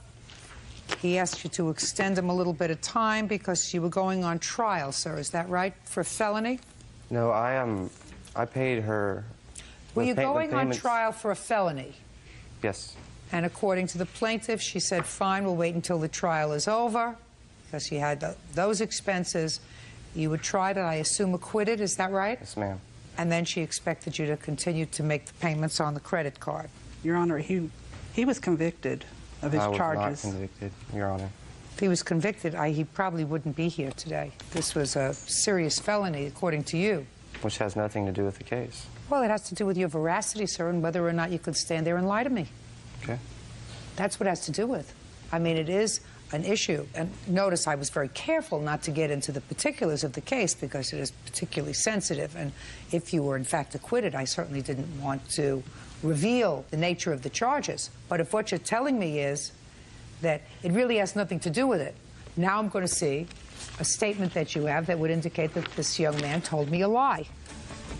Sir, it says here that you pled guilty. To a deferred sentence. To what? It was a deferred sentence. Didn't ask you what the sentence was. You weren't acquitted. It said here you pled guilty. That's not acquitted. It's acquitted. No, it isn't. And you know it. Well, it is acquitted after a period of time. It's 5 years. Now, the state recommends 5 years deferred until 1/23/11, unsupervised probation. You were fines and costs. The court accepts the plea recommendation. I accept, but what I'm saying is, after that 5 years, it goes away, so it's acquitted, basically. That's not true. Yes, it is. No, sir. That's what I was You were told. found guilty, and you were found guilty by your own plea of guilty. The sentence was deferred. You had a deferred sentence for 5 years. Who was the complainant in that case? The state. Okay. Now, according to your complaint, you gave him a period of time where he didn't have to pay on this credit card because he was on trial for this very serious felony. And he asked you for a little bit of latitude because he had expenses. Did you pay your lawyer? Yes, I did. And then she had a problem with my character before. She should have did an OCN check on me before I dated her daughter or came near anything near your house. Don't speak to her. The fact Don't that speak she to her. brings it up now is irrelevant. Now, the charges, sir, are not necessarily relevant to this proceeding. The fact that you lied to me when you said you were acquitted of those charges is in fact relevant because you told me you were acquitted of those charges with the same look on your face as you were answering all my other questions, so I believed you. And unless she had the court documents which indicate that you were found guilty of those charges and only sentence was deferred and you were found guilty by virtue of your own plea, and you had had a lawyer from the very beginning advise you, a lawyer who you paid, so the lawyer told you that by pleading guilty you would be found guilty. And the only thing that was being deferred was the sentence, if in fact you paid fines. Yeah, it's been paid. It paid off. I paid that off. Well, and that's why you asked her for a little time so that she would have to cover these bills that were on the credit card. That's her statement. Now I believe her. I was acquitted of the charges, the original charges. What I was guilty for were different charges. Sir, you keep insisting. Notice, I did not say what the charge was. What did you plead guilty to? To using a computer to break an Oklahoma statute. That's what I was charged for. You're a fancy dancer, sir. You were originally charged with rape. What did you plead guilty to? No guilt, not guilty. I wasn't. What did you plead guilty to? Using a computer? Is that what you're telling me? On a rape charge, you pled guilty to using a computer? No, I didn't. I was not guilty for that. And that's why there was no witnesses in that. There was nothing. So there was the witnesses wouldn't. The witness of the girl wouldn't show up. Would you show this to him, please? Tell him to look at the highlighted charges. This is sick. Are you contesting any of those charges, sir? No, ma'am.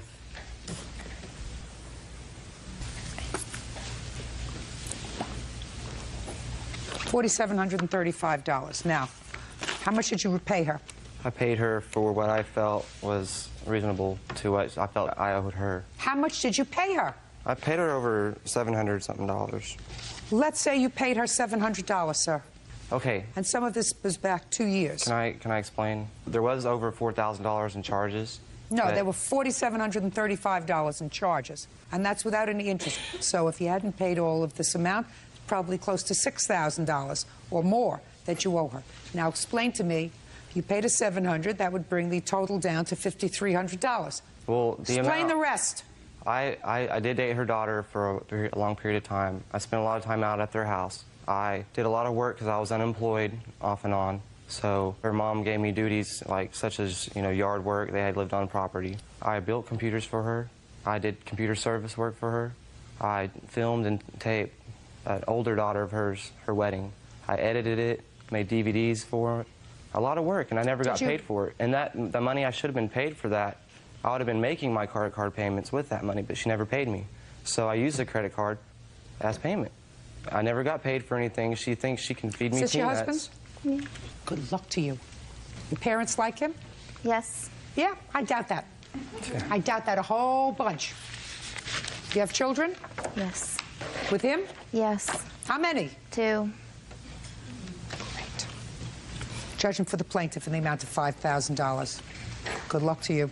Consider yourself and your daughter very, very lucky. That's all. Others are excused. You may step out. I feel like her motivation was that I'm not with her daughter, I'm not in her family, and I'm with somebody else. I treat him like a son. I was going through a hard time, and she basically gave me everything and made me feel like I was at home. I've supported him in a lot of things that he's done. I was had problems with my family, and she brought me in, took care of me. I only did all the things that I did, buy his meals, bail him out of jail, because he had no one else to turn to. I worked my butt off out there for her, and she just fed me candy and fed me lies. He more or less just spit in my face. I'm glad it's over. It's in the past. I honestly believe that Walter was going to do good by his word. We all make mistakes, and we all move on. It's sad because I didn't want it to end this way. Bisha Buxton is suing PR firm owner Juliet Mary for falsely accusing her of an assault. Juliet claims Bisha showed up at her office and attacked her. Order. All rise. Now, this is case number 16 on the calendar in the matter of Buxton versus Mary. Thank you. You're welcome, Judge. Parties have been sworn in. You may be seated. Miss Buxton, from what I gather in your complaint, you were starting a business that involved making some purses and making clothes. You met the defendant and decided to retain her firm to do some PR work to get your company off the ground.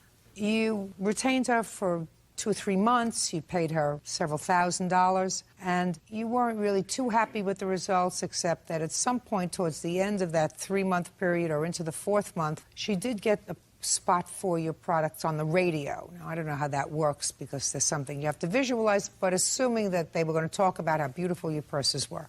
And you were supposed to get some of your product down to her office in order to do this PR event. You were angry because the defendant said, listen, you sent them down by Greyhound. We don't have anybody to go and get them. You should have sent them by UPS, FedEx, so that they came directly to our office or to the radio station. You got angry. You got on a plane, and you came down to her office. Okay, so tell me what happened when you came to her place of business. We had an argument in terms of me stating I would like to get a check, a refund, for this full month of services that you're not going to be my publicist, which was from October the 8th to November the 7th. So you went down there to get a refund. You were angry. So what happened? I went into her office. The only thing I said was, when can you cut me a check?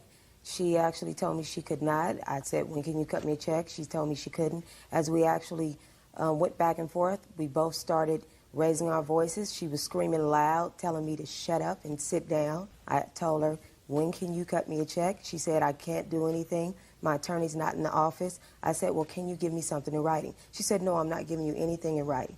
And again, arguing back and forth, when can you cut me a check? She said she would not. After I seen she wouldn't give me anything in writing, wouldn't give me a refund, I decided to ask her to give me my things. She went in and out of doors, slamming doors, picking up garments, came back, dropped my things on the ground inside a box, said, here you go. I said, that is not all. She said, yes, this is the only thing I have here in the office, and I left.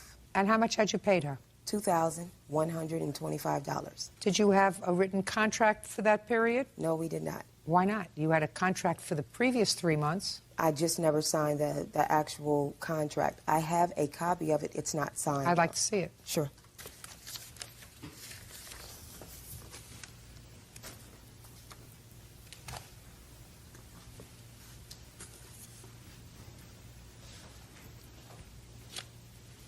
Effective October 6th and ending 3 months thereafter. Our actual contract runs from October the 8th, though. Not according to this. This contract should be for an initial period of 3 months, effective October 6th, so that actually you made a payment to her of $21.25, and that was the 10th of October is when this happened. So the unsigned contract had already been in effect for 3 days.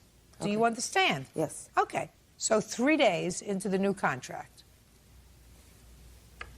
Go ahead. Just from that day?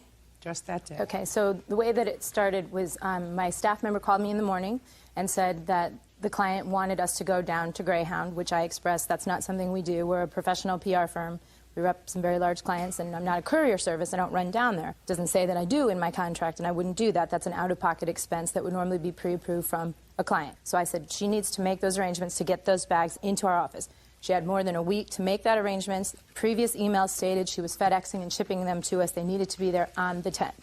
My staff member expressed this to the client, who apparently became angry with her. I came into the office, called her on the telephone. She became irate on the telephone. She was yelling and swearing to the point where I had everybody in my office standing behind me saying, you know, are you okay? Don't tell me what everybody was saying. And I said, I'm sorry, you're going to force me to hang up. I'm going to have to hang up the phone now. You're not letting me finish. I'm going to hang up the phone. Hung up the phone. 2:30 in the afternoon, or 3:30 in the afternoon, I actually wrote her an email saying, wow, you know, that was sort of a silly conversation. I'm hoping we can get past this. Let's not miss this opportunity. Let's roll on.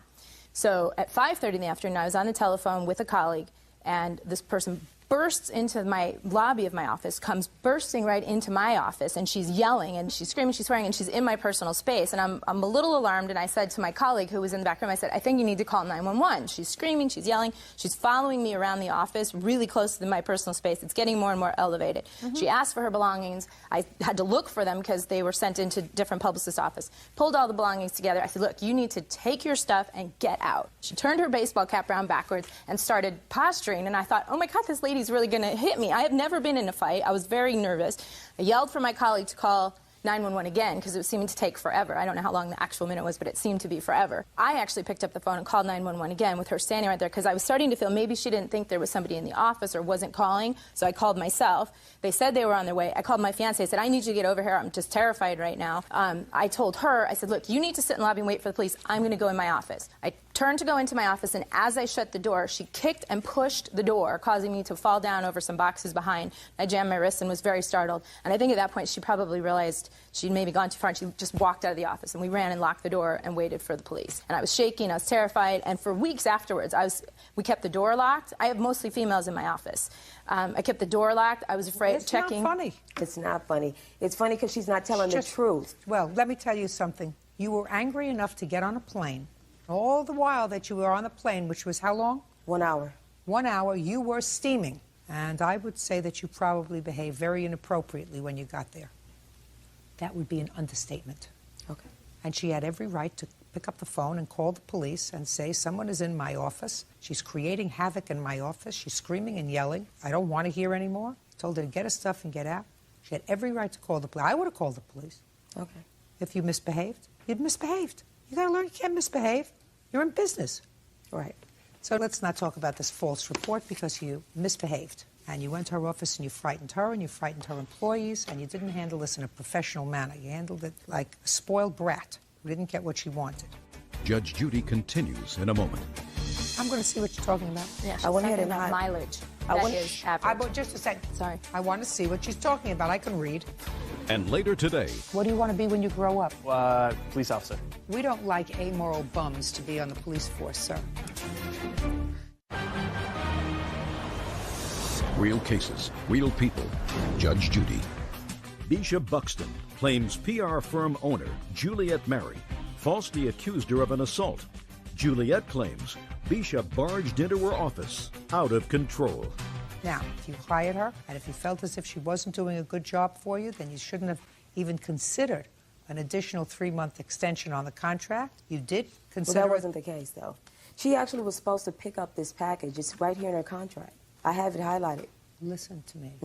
You must have been satisfied with her services for those Actually 3 wasn't. months. That's why she dropped her rate for me. Well, $2,000 is a lot of money for a PR firm. It was for a new $3,000. business. She dropped her rate. I said $2,000 is a lot of money for a PR firm for somebody who's just starting a business. Right.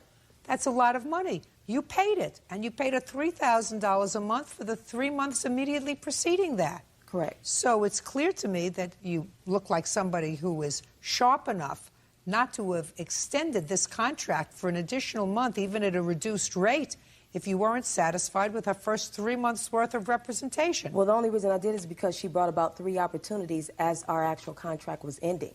Now all of a sudden, Well, just a second. How long do you think it takes? You think you walk into a PR firm and you give them $3,000 and all of a sudden your product takes off and you're number one, you know, in Fashion Weekly? No. It doesn't happen like that. No. There's a slow build-up. So after 3 months, if she gets you 3 opportunities, that sounds to me like it may be worth your while. But I don't know about that. All I know is you thought enough of her service to extend your contract for another 3 months, and you did so by sending her a check for the first month, and the opportunity that she had for you was in that 4th month with the radio The opportunity station. was in the 3rd month. It was in the month where I was about to end. When was the radio spot? What date? In September. I have the email for it. September, along with other spots. It was October 10th. It was in September. No, that's impossible. Then why would we need just to a I have the second? email. It's impossible. Listen to me, Miss Buxton. When did you send the pocketbooks down? When did you ship them? October 10th. She told me about. So the listen. opportunity. You shipped them October 10th. Okay. You're telling me you shipped them October 10th for a radio spot that was supposed to take place in September? She gave me the opportunity in September. She sent me the opportunity. That's not what I said. What did you say? I said the opportunity was in the 4th month of the contract, not when you were notified of the opportunity. I said the opportunity was in the 4th month of the contract. Okay. Anything else you want to tell me? Yes. I do want to let you know that right here in her contract, Juliet was supposed to pay for the carrier service. She actually breached her contract by not paying for that. And that was why I resulted in ending her services on that Monday. I'm going to see what you're talking about. Okay. Yeah, I went ahead and mileage. I That went- is average. Just a second. Sorry. I want to see what she's talking about. I can read. I went ahead and highlighted it for you. I can read. Long distance includes carrier charges, MME. Yeah, that's long distance. Carrier long distance carrier. long Telephone. distance includes Correct. carrier charges, Correct. the long distance carrier. Correct. Whether you should have picked this up or not, I mean, I don't know why you would send something by Greyhound anyway. It needed I mean, to- that's, you know what, it needed to- Just a second. I don't know why you would send something if you were being responsible and if you knew you had this thing on the 10th. Why didn't you send it on the 9th or the 8th overnight by FedEx so that they would be there? FedEx, UPS. I did overnight it. What? I did overnight it. I sent it that Sunday. But you didn't send it to a place where it was going to be received. I got it there the earliest as possible that Monday No. morning. You sent it to another location. That's what the local gas is for. It's in the 125. I'm asking you why you didn't, like most people. Because the purses weren't ready. The sewing company was doing additional. Oh, things. just a second. So you weren't ready. The 4th month of the contract had already been started. She is not obligated to give you back any money. She had, in fact, booked something for you to do on the 10th. I think that you behaved very badly on the 10th when you came to her office. I think she had an absolute right to call the police because you frightened her. For some reason, you find your appearance here today amusing. I don't think that you behaved in an amusing fashion. You didn't It's behave, not. It's her story that you she's didn't telling. behave professionally. No, it's common sense. It's common sense that you were stewing, that you were fuming when you got on that plane and came down to her office for an hour. You were stewing that hour on the plane. You didn't walk into her office in a professional manner. You walked into her office loaded for bear. And because she didn't cut you a check at that point, there was a lot of yelling, a lot of bad language, a lot of slamming doors. It was not a pretty picture. And it was something that should have been handled far more professionally by you, not by her. If you're going to be in business, you have to handle things professionally. She actually was screaming and yelling and cussing. She didn't come to your house. She didn't come. Listen to me. She hung up in my face, though. She didn't hang up in your face, madam. She hung up on you because you were screaming. She was screaming as well, though. Miss Buxton. Okay. If you want to have a business and you want to be a successful business person, you got to learn to control your temper. Sometimes things go smoothly and sometimes they don't. Okay. I am certain that you were not happy with the ladies or the gentlemen who were sewing your pocketbooks that didn't have them ready on time. That be a fair statement? Probably so, but it was on time. I have an email stated, as long as I got the bags in there by the 10th of October. Where, into the Greyhound bus terminal? That is correct. You have an email that says, as long as your purses arrive at the Greyhound bus terminal by the 10th, it's sufficient time? Not by Greyhound, right. but in That's what I'm saying to you. Her 125 was for gas and local mileage. How much was the plane ride to Los Angeles? It was $200. Money not well spent, madam. Your case is dismissed. Thank you. Parties are excused. You may step out. I actually went in there, she argued, she yelled, shut up and sit down. The really pathetic thing about it is had the attack not happened, I probably would have tried to work something out with her. And then she made a false police report and a false restraining order. But then her coming after me and battering me and having to get a restraining order and the trouble it concerned? That was absolutely inappropriate. She hung up in my face. She should have never done it. Yeah, I can honestly say that's the first time that I was almost in a chick fight. 3-year-old Nicole Hendershot is suing her ex-boyfriend, 21-year-old Kevin Gleason, for unauthorized use of her credit card and unpaid loans. Order. All rise. This is case number 15 on the calendar in the matter of Hendershot versus Gleason. Parties have been sworn in, Judge. You may be seated. Thanks, Bert. You're welcome. All right, Miss Hendershot, this used to be your boyfriend. And your complaint is that you made 2 loans to him. One was by giving him your credit card and allowing him to make some purchases on it. And then, since he wasn't paying you back, that you would get your money back as if he had a new job. And a new job needed new clothes. So he asked if you would loan him the money for some new clothes. You bought him $3,000 worth of clothes. And he paid you back nada. That's not the outfit she bought you, right? Yes, it is. Yes, it is. Yes, it is. It's not GQ. Kind of early gangster.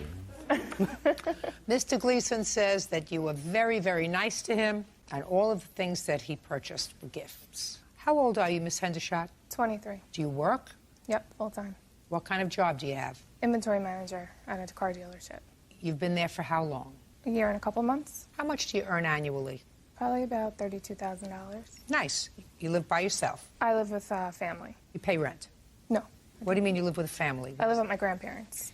Oh, so you don't pay rent? I don't pay rent. Eventually you're going to have to do that.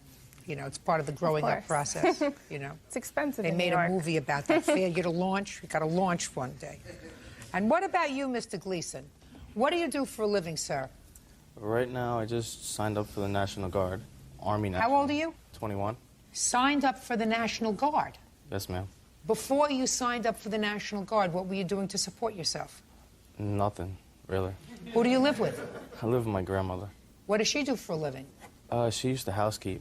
What does she do now? She gets a pension, I do believe, from a past job that she had. So she gets a small pension and she was doing housework.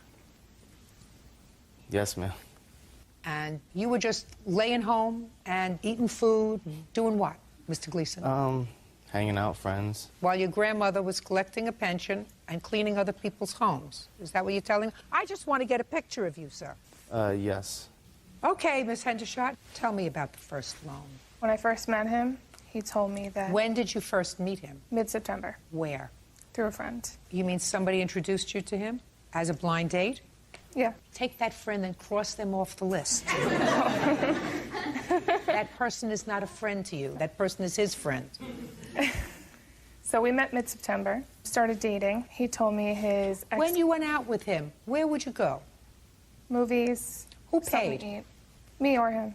Where'd you get money from? I get a check in the mail from my parents. For what? They're both deceased, so I get a Social Security check from them, each of them. Until you're how old? I think it's on 25, I do believe. How much do you get? Around like $675. It like fluctuates. A month? Yes. Even if you're over 21 years old? Yes, ma'am. And laying around your grandmother's house? Yes. This is some America. Okay, so sometimes you paid, sometimes he paid. You started dating and keep going. Told me he had just quit his job. What job did you have? I worked at a Volkswagen dealer. Doing what? Off the books mechanic work, like filling up tires, making sure the cars were expected and all that. And how much did they pay you off the books for that? About like $20 a day. $20 a day? Clearly on his way up the corporate ladder. Quit his job, putting air in tires for $20 a day, and... Go ahead. He said he was in the military, so he was getting a check from that, but it was going into a bank account that he couldn't touch. He was in the military? That's what he told me. Go ahead. So he asked me if he can use my credit card for his cell phone bill. I said, okay. Well, what was wrong with his credit card? Well, he had bad credit because his ex-girlfriend had run up his credit cards while he was in Iraq, and now he has When bad were you credit. in Iraq, sir? Got me. What? Got me. Okay, so you gave him your credit card to pay his cell phone bill, and what was he supposed to do? Pay you back? Yeah, he was supposed to pay me back. I also authorized him to buy a TV for his car. A TV for his car? Granted that he would pay me right away. Don't you feel like an idiot? But I guarantee you this, Mr. Gleason, if you don't feel like an idiot now, by the time you leave here, I'm hoping for better results. Yes, ma'am. It's not George Clooney, you know. I've learned my lesson.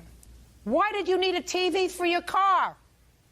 I said I wanted one, and she offered to get it. Well, who got it, you or she? She got it, and she said, you have to pay it back. And then, around Christmas time, she's like, oh, it's just a present for you. You can have it for Christmas. You know you're going to get penalized for some of your stupidity, don't you? Oh, I know. I was naive and stupid. I know that, and I've learned my lesson. All right. When you got the bill, how much was the bill from the credit card? I have authorized and unauthorized charges in September and October. You have the bill for September? Mm-hmm. I want to see it.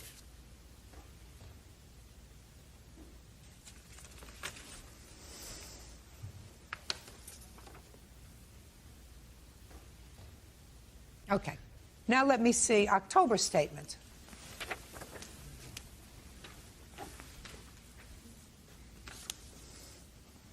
This is all his stuff? Mm-hmm. All of his stuff? Mm-hmm. What are you, out of your mind? What are you, out of your mind? I guess so. No, you're not. You're just a spoiled brat. Paid your credit card bill, paid your Sprint bill, you went to the drugstore, you filled up your car with gas, bought yourself a pair of shoes. Tiffany and Company? He bought me my promise ring on my credit card. Who bought jeans? She wanted me to get jeans to go away to Florida to meet her parents. You actually took him to meet your parents? Yeah. What'd they say? We'll see. Is that what they said to you? We'll see? They said you're smart. I know you make the right decisions, and, you know, it's your relationship. You have to live it. Now let's get to the close, Miss Hendershot. So after he didn't pay you back this and you saw that he was abusing your trust in October, you went out and you did something really stupid. Mm-hmm. You continued to see him. You continued to be involved with him. And in January of 2006, you do what? I bought him suits for his new job. He was a salesman, so he needed suits. So I offered to buy him. He agreed. We went to the store, and we bought them together. And he lost the job a couple weeks later, started another job, lost that. I never saw a paycheck from the first job. He had an agreement that the paychecks would go to me for the suits. I never agreed to taking the suits. I never even wanted the suits. She just wanted me to be some white-collar business guy. I mean, we would go to the stores and she'd offer to buy them, and I was like, I don't want them. And she'll sit there and pick a fight with me, so I'll just let her do whatever she wanted. What about this stuff, sir? These are your purchases. You had the card at that time. The shoes are not my purchases, and only one guess is mine. Take this over, please, Bird, to Mr. Gleason. Have him look at that and tell me what he acknowledges. You see, Mr. Gleason, listen to me very carefully, sir. It's clear to me that there was only one card, and that one card, I believe, was in your possession. Now, understanding that, you may go through that bill and tell me what's not yours, but be prepared to be grilled, Mr. Gleason. Grilled, sautéed, and poached. Judge Judy continues in a moment. You're a user. You're using the federal government to support yourself. You're taking advantage of your grandmother, and you took advantage of this young lady. You are, Mr. Gleason, at this point in your life, a bum. And later today. Am I scaring you? Am I scaring you? No. That's too bad. I must try harder. Nicole Hendershot claims ex-boyfriend Kevin Gleason racked up over $6,000 on her credit card. All right. The things that you circled are yours or not yours? Not mine. The thing that I checked is the one that she wanted me to go down to Florida with, the jeans. And She can't wear your jeans, sir. What your statement is that these are all gifts. Is that right? Yes, ma'am. Wrong. Did you tell him that the TV for his car was a gift Christmas time? No.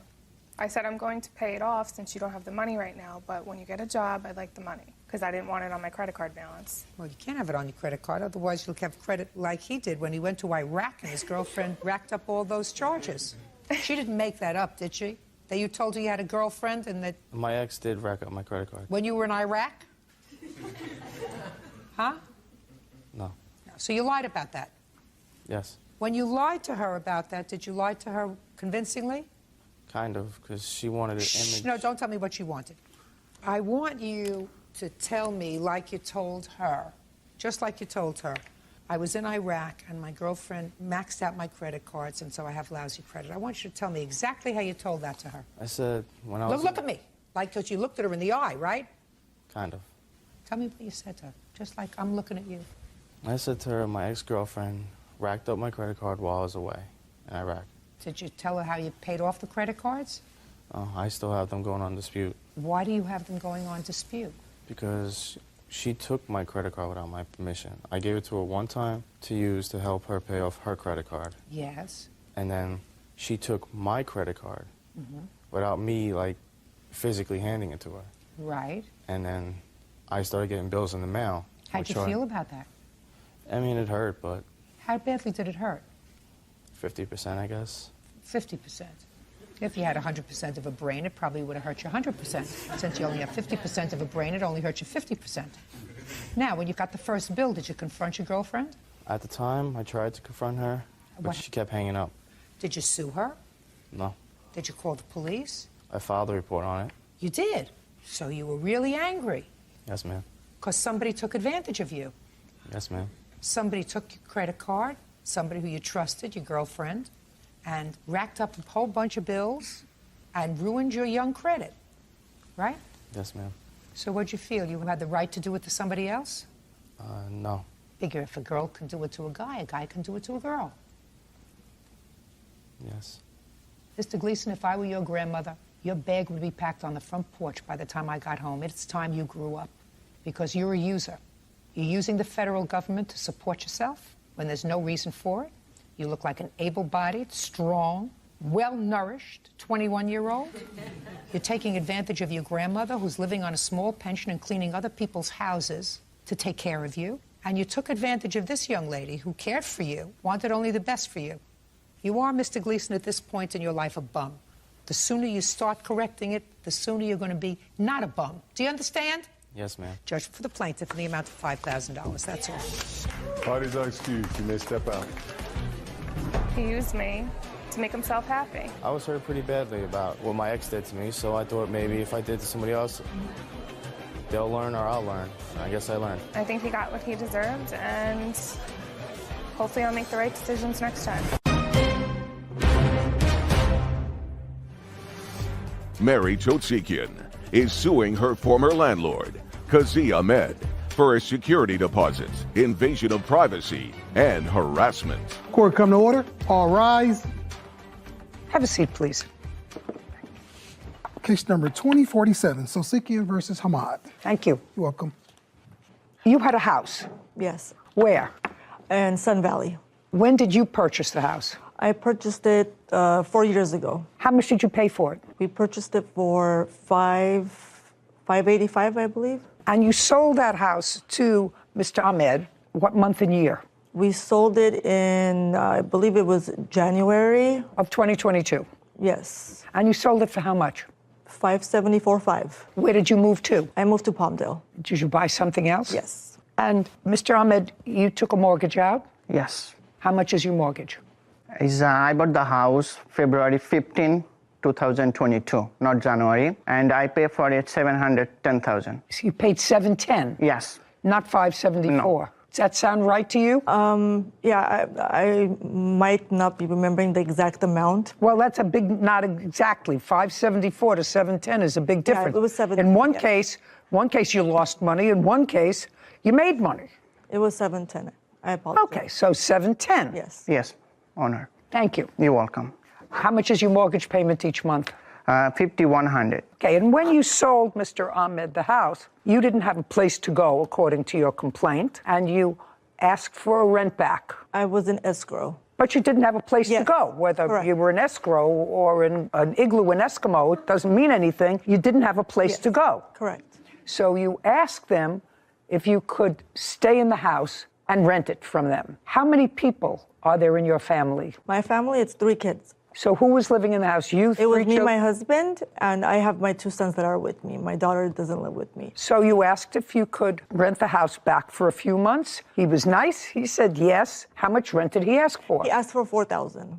He asked for $4,000? Yes, for 3 bedrooms, he asked for $4,000. Your Honor, no. Just a second. He asked for $4,000 even though his mortgage was $5,100? $4,000. I paid Whole total together with everything with security deposit, and I paid $12,000. No. That's not what I'm asking you with security deposit. That's what we're here for your security deposit. Yeah. I'm asking you, how much did he originally ask you? $4,000 was the. Okay, well, that was pretty generous of him to ask for $4,000, considering his mortgage was $5,100, and he doesn't know you from a hole in the wall. So that makes him a very nice person to rent it back to you, so that he's at a loss every month of $1,100. Do you understand? Yes, I do understand. Great. And what you're doing here is you want your deposit back. Yes, that's correct. $4,000.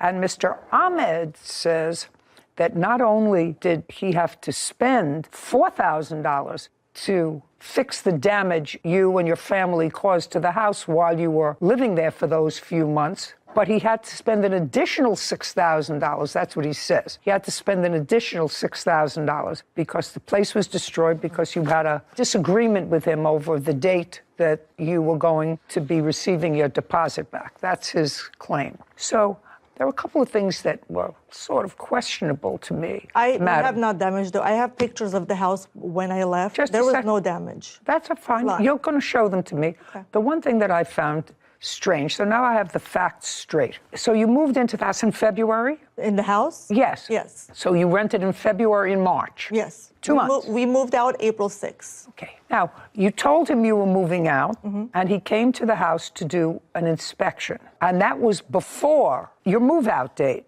On what date did you meet together for him to go through the house?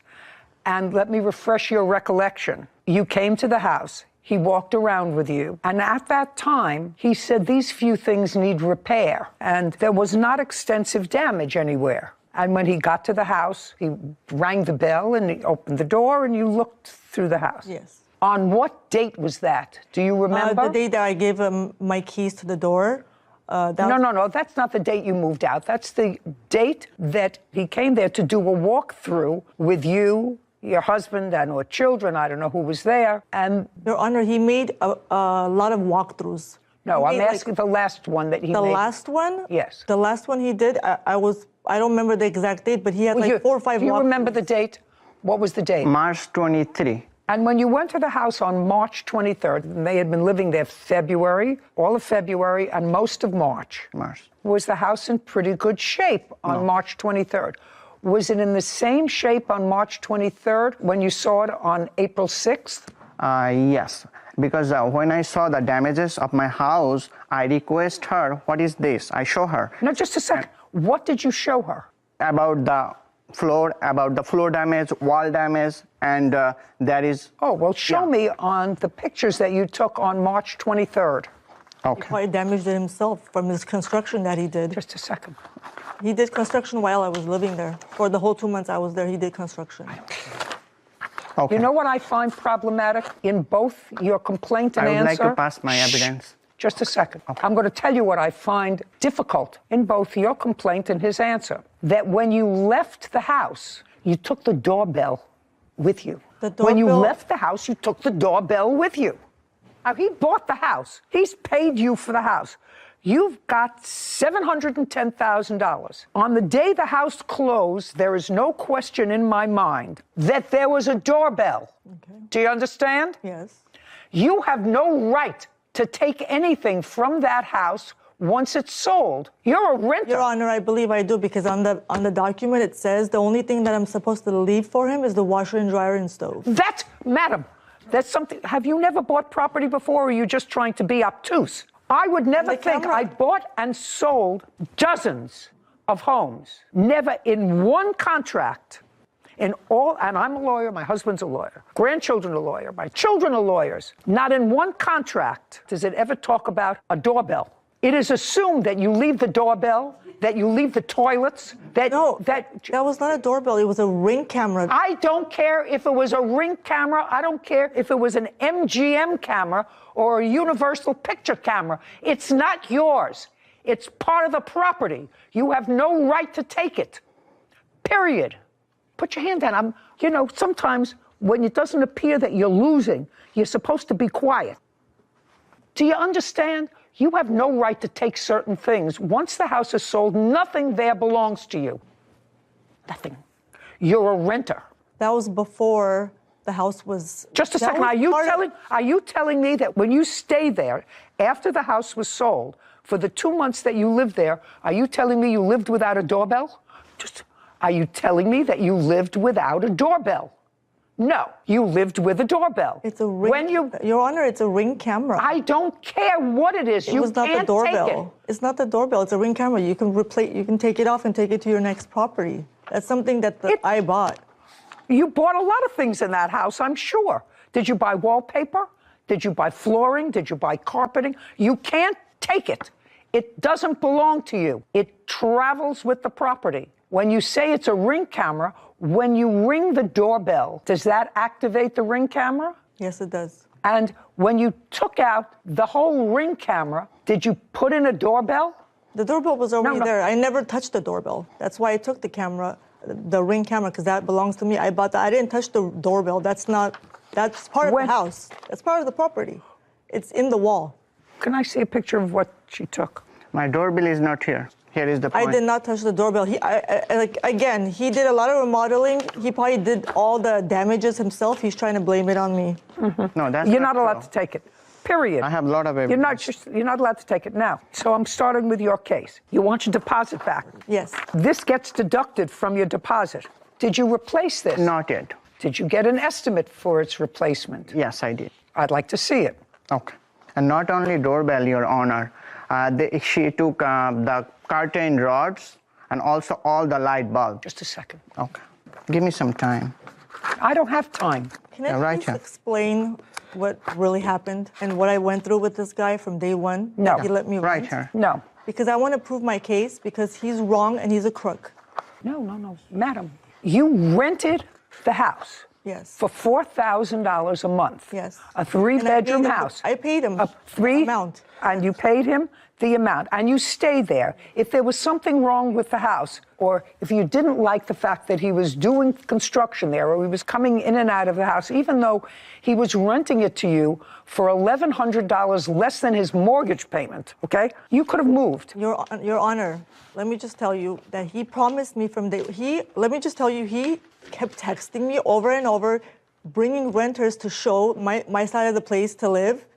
While we were living there, he harassed me every day by text messages and phone calls. Can I show the house? Every single day. Who cares? I don't care. But that caused a lot of tension to my family. I don't care. Move. She intentionally damaged. Don't tell me what you intentionally did. Sure, this is the damages picture. I didn't do that. I'm going to dismiss your case. Do you understand? 1, 2, 3. It will be my joy. Mary Totsekian claims her former landlord, Kazi Ahmed, refused to return her security deposit and harassed her. Kazi is countersuing for vandalism. Now, if you didn't like to live in a place where you were being constantly harassed, you and your husband now have $110,000 profit from selling your house. I gave him a $10,000 discount on that property. And did you understand what I just said to you? Move. Say, listen, it's not working out. You're bringing too many people in and out of the house. It's not working for me. Wait just a second. We'd like to move out before. Did you ever say that to him? The answer is no. Because I had a lease with him. Did you ever? Just a second. Yes. Did you ever say that to him? I would like to give you your property back earlier. We don't need it for 2 months because I don't want to be harassed. We're going to move out into a hotel until our house is ready.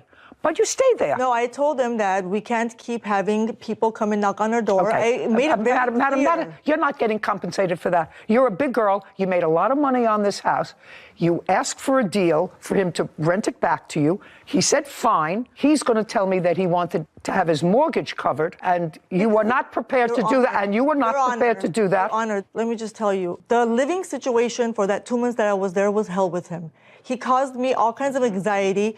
The last day when I was supposed to give him the keys so I can leave, he opened the door and started arguing with me in front of my 11-year-old kid. He made him cry. He caused a lot of trauma to our family. Your Honor, her son was not there. He's a monster. He doesn't care about anything else. And then he did remodeling. Now he's trying to get the money out of me to pay for it because he's broke. That's okay. First of all, this comes off the deposit, and then I want to see the estimate. All I want is my $4,000 security deposit. Well, I'm not sure you're going to get it. His rent on time, just like a good renter. Okay. But all I wanted was my deposit back. That's it. On March 23rd of this year, when he came to do an initial walkthrough with you before you were leaving, did you discuss deposit? The answer is yes. Just a second. Yes. The answer is yes. Yes. And at that time, did he say to you, this needs fixed, this needs fixed? Did he say anything to you? Nothing. Did he tell you that he had, by law, 21 days to return your deposit? Yes. Okay, and what did you say to him? I said, that's fine, I will wait the 20 days, but No, just a second. Yes. You said it was fine. I'll wait the 20 days. Yeah, to get my deposit, yes. Okay. And then what happened? I have every text that we sent to each other. I'm not reading every text that you sent to each other. I'm asking you after March 23rd. Go to your March 23rd texts. I do have here. He basically said basically. I said go to your March 23rd and thereafter I highlight, Your Honor, for you. After March 23rd. Yes. Go to your, do you have text messages? That's yes, what you said. You're looking at me. Okay. I have a March 23 here. He led me on in the text messages saying that you help me pay my mortgage, I will help and give you a security I'm asking you to show me the text messages after March 23rd. This is the March 23rd. And thereafter, you pay deposit back when there isn't any damage to the house. You don't use my deposit for anything else. You hold it for damages. Here is the notice. I would like you to meet with you and your husband. Please let me know when you are available. Please don't threaten me with my deposit. I wasn't. He was threatening me. I wasn't. Just please don't threaten me. You mean threaten me with my deposit. Can you show me where on the contract it says the washer and dryer stays? That I found, it stays, and we did leave it there. She tried to take with her that too. Again, Your Honor, I'm just here for my deposit because I did my responsibilities and paid the rent. I was a good tenant. I kept the house beautifully clean and everything. I deserve my deposit back. That's why I'm here. I don't want to deal with him. I don't want to see him ever again. I just want my deposit. I know what you want. That's it. That's why we're in court. If he felt as if you deserved your deposit, he would have given you. And if I left the house perfect, he needs to give it to me because I didn't do no damages to that property. Okay. He's lying. Can you show me where the contract says the washer and dryer stays, because I don't see it? I made it very clear to everyone that I paid for it, that it's going with me. That was before I looked at the document. Just a second. Yes. So that's before you looked at the document? Yes. When did you look at the document? I looked at it, it was at home when I noticed it. Did you respond to him after the 23rd and say to him, I realize that the washer and dryer No, stays? because he's been threatening me constantly. Why am I going to respond to him? He's been a monster. Can you please show me photographs of what the house looked like? He's been a complete monster, Your Honor. Just a second. Show me what the house looked like on April 6th. This is the pictures I have. This is what it looks like. Perfect little house. Don't speak. Just show me. I'm just trying to say that I'm not here for anything empty. I'm here for my deposit. No, that's not what you're here for, just your deposit, madam. That's not what you filed a claim for. An invasion of privacy and pain and suffering. There's a whole bunch of things that you're suing for. Okay. I see these pictures. The house is in just a second. great shape. Just a second. And is this your little dog? Yes, it is. The house is in great shape. He has no complaints. He's going to show me pictures. I'm going to look at them. I deserve my deposit back. That's all I know. He wasted my time. He lied to me. Can I see your photographs of what the house looks like? Your Honor, this is the picture when I bought the property with good condition. Okay. And this is the picture for she intentionally damaged. Don't tell me what you intentionally did. Sure, this is the damages picture. I didn't do that. I'm going to dismiss your case. Do you understand? 1, 2, 3. It will be my joy. Anybody who takes out a doorbell ring or whatever it is and leaves holes and mollies in the wall, which is exactly what you did, just like the washer and dryer. Okay. Your Honor, this is the previous. Don't speak. Okay. Now I'd like to see the photographs that you took April 6th or thereafter. When did you take those photographs? On what? I start March 23rd to April 6th. I'd like to see the photographs. Thank you, Your Honor.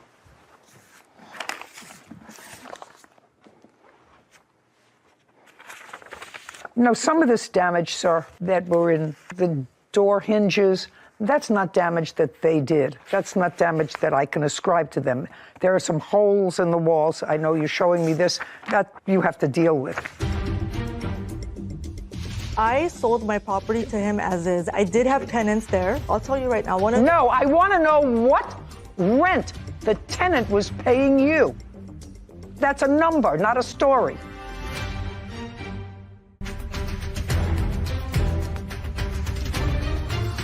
Mary Totzikian accuses her former landlord, Kazi Ahmed, of keeping her security deposit and harassing her. Kazi claims Mary vandalized his house before she left. Okay, I don't know what this is that you're showing me in this picture. Because there is a water leak from there. So the water goes in the cabinet inside. Okay. Okay. I assume that you have some sort of insurance because they didn't do this damage. Okay.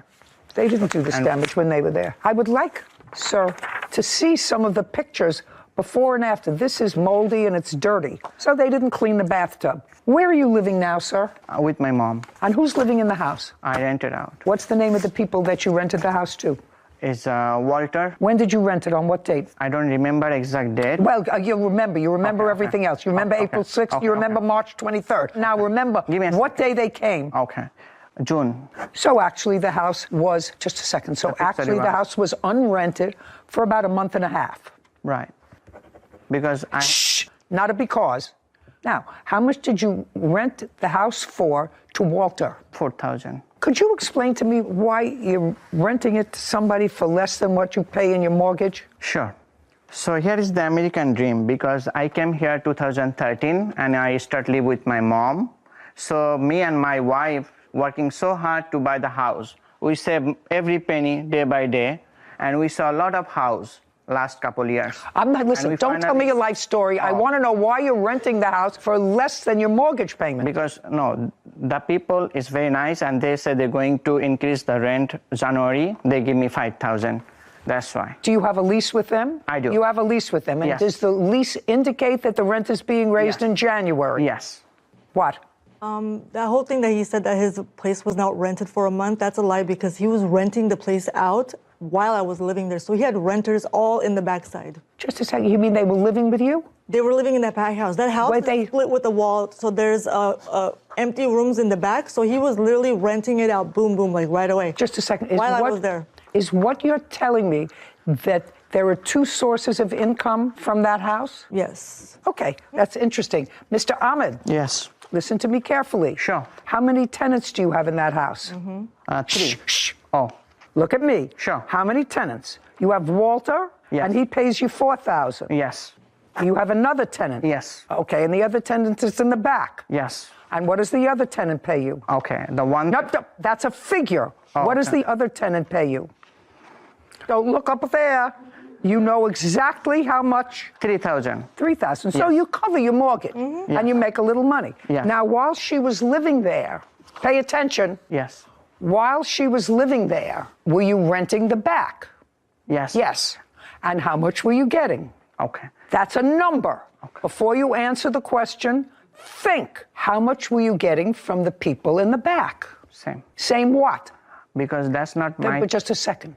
What do you mean the same? The same as what? The people used to live there long time with her. That's her tenant, not mine. She just transferred to me. I see. So you had a tenant living in the back. Yes. You had a tenant living in the back. And what was the rent that you were charging your tenant? I sold my property to him as is. I did have tenants there. Yes, I did. And one of the tenants, I'll tell you right now, No, I want to know what rent the tenant was paying you. That's what I'm saying. Just give me that's a number, not a story. 1,000, and I would say 2,000 altogether. Sounds to me as if everybody did very well. You have to pay for the doorbell. Now I want a receipt for the doorbell. The rest of the pictures are nonsense. And you had no loss of income. Just a second. Yes, I want the estimate for the doorbell. That's what I want. That's going to be deducted from the... Put your hand down. Otherwise, you're gone. Do you understand? Doorbell. $84. $84. Yes, something like that. Great. Do the math for me. I think it's $3,900, whatever. $4,000 less 84. $39.16. $39.16. Sir, I've looked at your photographs, and I don't see any damage that you can ascribe to the plaintiff that I think mitigates mitigates in your favor other than the doorbell, which I actually find outrageous. Right, Your Honor. And you had no loss of income. So clearly what you did was purchase this house and you make an income from this house every month. After I pay my mortgage, and there is a service like expenses, and also there is a like utilities bill is so expensive now. I don't care. Insurance. 3916, judgment for the plaintiff. Your counterclaims dismissed. We are finished with this case. Right. Goodbye. This court is adjourned.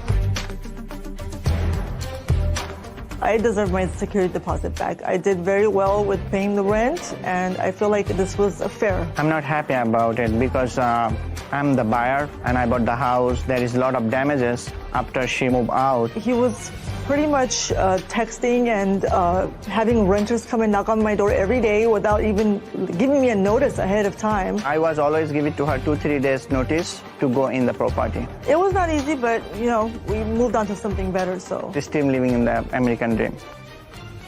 You know, this case is sort of an example of you read a complaint and you read an answer and you sort of have a predetermination of what the case might look like and how that shifts. Because when I originally saw these people, I said, you know, she took the doorbell and the ring thing with her. Why? And it was with the washer and dryer. She said, I'm taking it. It was in the contract that it stayed. But then when I got to know both of these people, Sarah, they were both a little bit of hustlers. Nobody told me up front that there was a back apartment that they rented. And I said, why was this guy being such a good guy? Yeah. Renting and he didn't his say, house? well, actually, I'm not that great of a guy. I rent the backside and cover my expenses. I rent the back for $3,000 and it all covers his expenses. They actually, both of them, deserved each other a little bit. He didn't deserve another $6,000 in addition to the $4,000 because I didn't see that much in damage. I mean, you looked at some of the pictures. I saw some of the photos, and it looked like holes, you know, from pictures in the wall. But not like what he was describing in his answer, like punched holes in the wall and ripped up flooring. We didn't see any of that. There was nothing. Anyway, she made a lot of money. He's doing just fine. Carlos Guillen is suing his former roommate, Nigel Pine, and her boyfriend, Gallo June, for property damage and stolen belongings. Court come to order. All rise. Have a seat, please. Hello, Judge. Case 2121, GN versus Pine Jaum. Thank you. You're welcome. Mr. Guillen, you rented a room in a house that you were renting or that you own? That I was renting. It's a 3-bedroom house, and you live there with whom? At the time, it was me and my sister, and then my cousin. How long have you been living in that house? I was living there previously with my sister for about 5 years, and then she moved, and then it came over to me in 2020. So you've been living there for 7 years? About 5 years, yeah. When did you decide to rent a room? She came to me around early May, saying that she was going through a situation with her previous roommate. That would be you. Sorry, Nigel, yeah. Sorry about that. How did you know her? We worked together as servers. But then she came to me on the job saying that she heard that I had a room available and that she was going through it with some of her previous roommates before. She said she needed some place to stay, so I told her that she could stay with me until she got on her feet. Is that the conversation? No. Okay, so let me hear your version of the conversation. So someone did tell me he was renting a room. I did need a room for rent. As we all know, COVID did happen, so I wasn't in my place I had stayed previously. I was moving. And so I went to him and I said, hey, I heard you had a room for rent. He's like, yeah, girl. And I'm like, yeah, so I could pay, like, I can move in now, basically. Because I came to him May 31st, moved in June 1st, which was the next day. And he was like, yeah, girl, just pay $800 a month. Just give me $1,000 to move in. You're going to love it. You're going to love it. I'm like, all right, for sure. It's like, it'll be month to month, and that was it. It was never like till you get back on your feet. It was never like a helping hand. I paid to move in with him. He never said it was a helping hand. Well, he did just state that I was going to be staying there until I got back on my feet, which was never the case. I was staying there. But you needed a room. Yes. Okay. And the rent was $800 a month. Yes. And he asked you for $1,000 up front as security. Yes. And when did she move in? She moved in on May 30th, Your Honor. When did she pay you for June's rent? Immediately. So the day that she moved in is when she gave me the money. So she paid June's rent. Yeah, she did pay June's rent, yes. And what about July? She paid for July's rent as well, yeah. And what about August? She did pay for August rent, but she does owe me for utilities. She's about 2 months backed up on utilities. What about September? We weren't there for September because the altercation already occurred on August 27th and 28th. Okay, so she was there for 3 months and she paid you for 3 months. Yes, ma'am. Your complaint is that there was an altercation, and at some point during her tenancy, she brought in her boyfriend who's going to uncross his arms, Yes. who was living with her. Mm-hmm. And when was that? So she told me previously to her moving in that she did have a boyfriend and that he would be there from time to time. I allowed it. During his stay and while they were there, they were always arguing. It was like commotion, like every other night. He would punch holes in the wall. They would constantly get into like fights. So what happened to how this whole thing got about, one day I had came home and I actually have the messages here. Those are the messages you had on your phone? Yeah, between me and her men, yeah. Okay, may I see So those? he May was I see standing them, outside please? of the building. I came home around. Just a second. I have to read them first, sir. Yeah. I don't understand what this is. So I was pulling up to my house around 7 a.m. in the morning. He was outside sitting on the steps crying and smoking a blunt. He walked up to my car asking if we can have a conversation. I said, sure. He gets in my car. We're talking. He tells me that him and Nigel just got into a fight. Nigel kicked him out again. He and his girlfriend got Yeah, into he and his girlfriend, Nigel, had gotten into a fight. This was on August 27th. Yes, August 22nd, yeah. So we had the conversation. He told me that Nigel... What were you doing look at me. What were you doing out at 7:30 in the morning? So me... No, just... Me and Nigel, like the night previously, we had went out together. We got in pretty late. We were out drinking. We did get into a situation, but it wasn't a situation... I just want to know what you were doing out 7:30 in the morning. That's my question. I was just leaving and walking to my car. Did you have a conversation with Mr. We had Brio? a brief 2 to 3 minute conversation. Okay, but you had a conversation with him. Now, you had an argument with your girlfriend the night before, you just said. What kind of an argument did you have with her? It was basically, we went out, we were trying to have a good time together. It didn't really kind of end up the night how I wanted it to go. She felt how she felt. It was never an argument of, yelling at her or like we were going at it. It was just like... Well, you had been out drinking. Yeah. And when you were out drinking the night before, did you have any altercation with your girlfriend while you were out? No. So you had the altercation with her in the house? Yes, in an apartment. Okay. Now, he works nights? What were you doing? Nights and days, yeah. I'm a server bartender, Your Honor. Okay. Now, he wasn't home when you were having these fights with this argument Not with a your fight, girlfriend? not even an argument, but no, ma'am, he was home. He was not at home. And when he came home that morning, you were outside? I was walking to my car. He was outside on the steps crying. I wasn't Just a on the second. steps. Sorry. Wasn't on the steps. Just a Didn't second. even have a Sorry, You have to understand, I move slowly but methodically. Got you. Sorry, Your Honor. Okay. Now, do you work? Yes, I do. Where? Security. Security for whom? I lied. What time do you report to work on the 27th? On the 27th, I went to work late because of the situation that had happened previously that day with the cops, and we have the text messages of me texting my supervisor. What situation previously that day? He wasn't home. So what situation previously that day? What happened previously that day was that... Previously what day? Earlier during the day, he had... That was 7:30 in the morning. You hadn't seen him. I'm having Wasn't the 27th? That wasn't the 27th when that happened. We the had the 22nd? conversation on the 26th. Early coming back, it was 7 that day because we had got into it. I didn't see her at all after me and her had our little falling out. I'm walking to my car. We have the conversation. I go home. You went home for what? He said that I was living with her. I was never living with her. You were. You went home for what at 7:30 in the morning? What did you go home for? To sleep.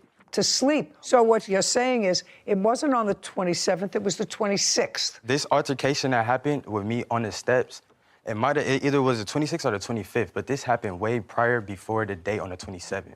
The 27th is the day where the first police incident happened, where there was the actual dispute over him and her. He said that she didn't pay the first month's rent, which we have in the police report. Okay, I've already determined all the rent was paid. Right, but he has the dates wrong because the 27th is not the day that we got into the altercation. What was the date? It was the 22nd. It was the 22nd. 22nd of August, 2022. Yeah. And I'm off Mondays and Tuesdays. So I was off. I went home to sleep after I left the apartment. So on the 22nd, Your Honor. On the 22? Yeah, on the 22, which is a Monday morning at 7:30, I pulled into my garage. He was outside crying. So it wasn't on the 27th? It was on the 22nd, yeah. 22nd in the morning, yes, ma'am. It was 7:30 in the morning. He's sitting there crying. I come in. He asks, can he come in my car to talk to me? We talk. He tells me that him and Nigel got into another altercation. She hits him. He stops her from doing what she wants to do. He said that Nigel expressed that she's talking to other people and that she just wants him to leave her alone. He then asked me, do I know about her dealing with any men or anything? I tell him I've only seen her with one guy. It was some light-skinned dude who she went to the bowling alley with. But other than that, I didn't see anything. I told him, with me being 25 and him being 20, I said, you're a young man. You have your own car, you got a place, you're doing stuff. You should be living life. You shouldn't be, getting beat or dealing with all this stuff. Just be young and live your life, That's when he then... Okay. Yeah. Did you have that sort of a conversation with him? Not at all. Okay, tell me what... The conversation was 2 to 3 minutes. I never entered his car. I was walking out. No, tell me what you said to him. I told him that me and her got into it. You might not see me around here. I don't know what the situation is. And he did tell me, focus on yourself.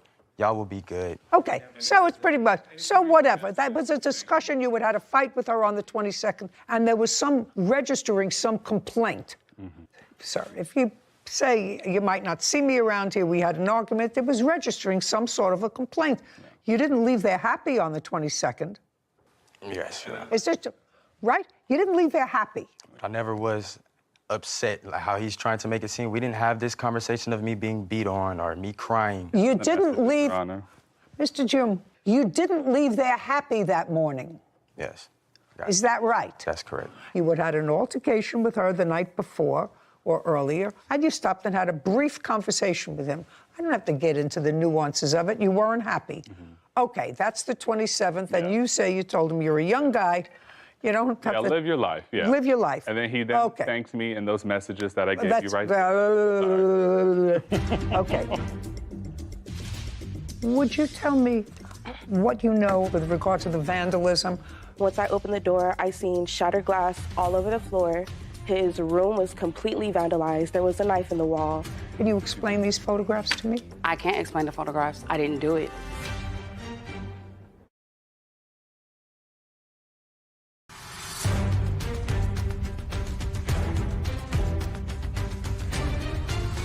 Carlos Guillen claims his former roommates, Nigel Pine, and her boyfriend, Gallo June, vandalized his property.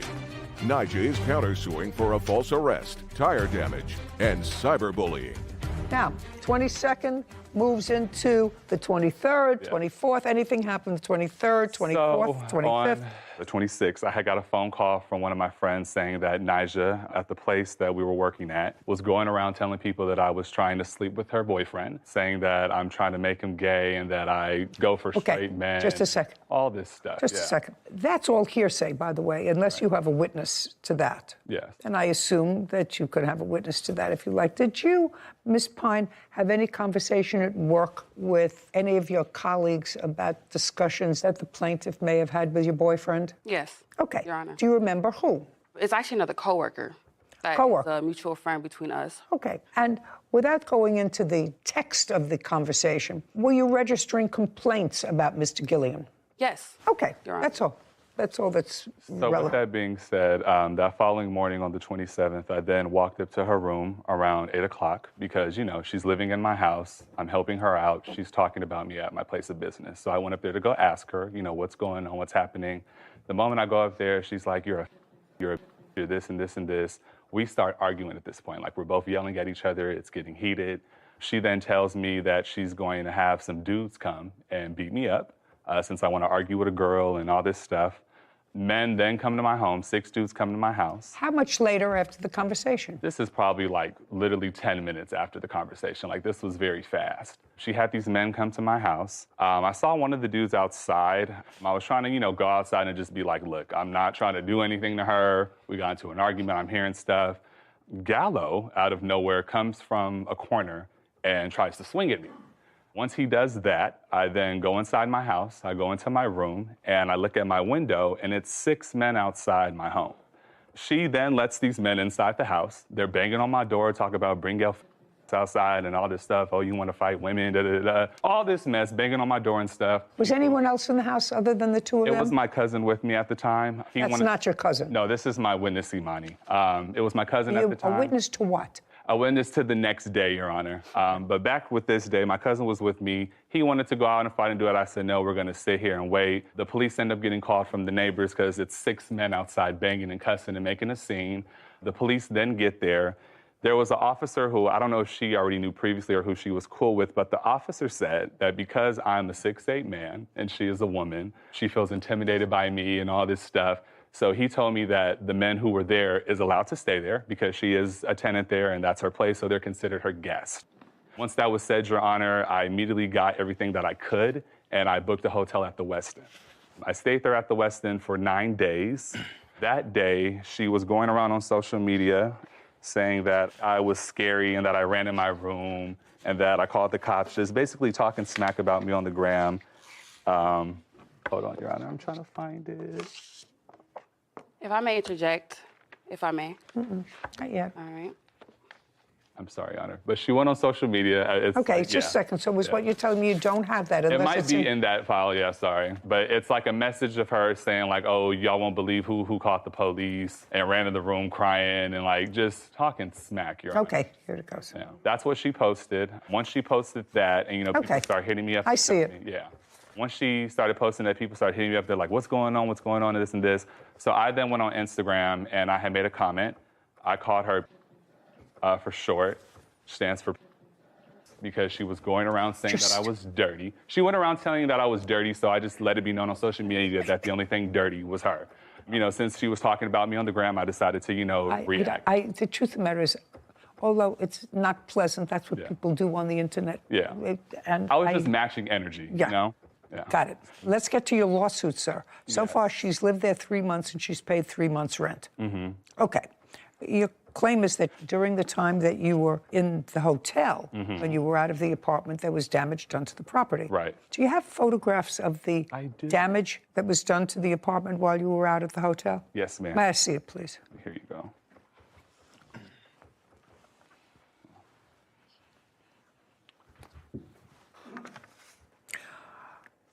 Where did you go when you finally left the plaintiff's house? After I got my U-Haul, he dropped me off to my uncle's house.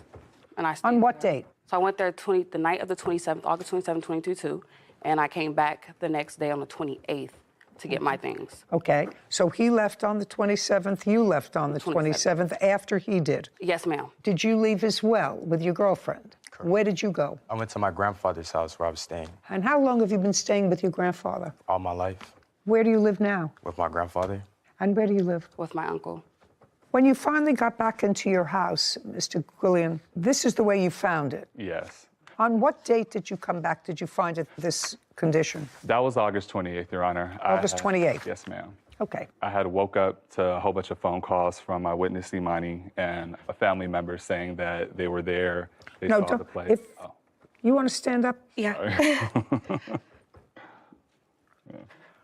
Would you tell me what you know about what happened on the 27th/28th of August with regard to the vandalism? I wasn't there the 27th, but we had a conversation that led to me coming to the apartment. So I came to the townhouse, retrieved the key to get inside of the house. Once I opened the door, I seen shattered glass all over the floor. His room was completely vandalized. There was a knife in the wall, but this was all like downstairs. Once I realized— I'm going to show you these photographs, and I'm going to ask you if these photographs are a true and accurate representation of what you saw when you walked in on the 28th.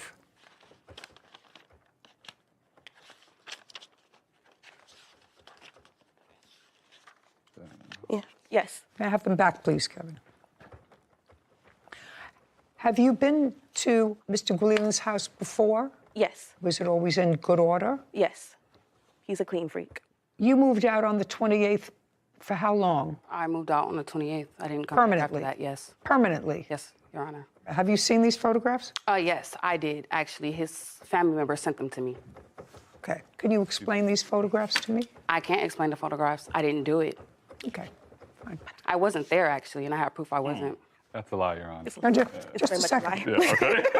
Just a second.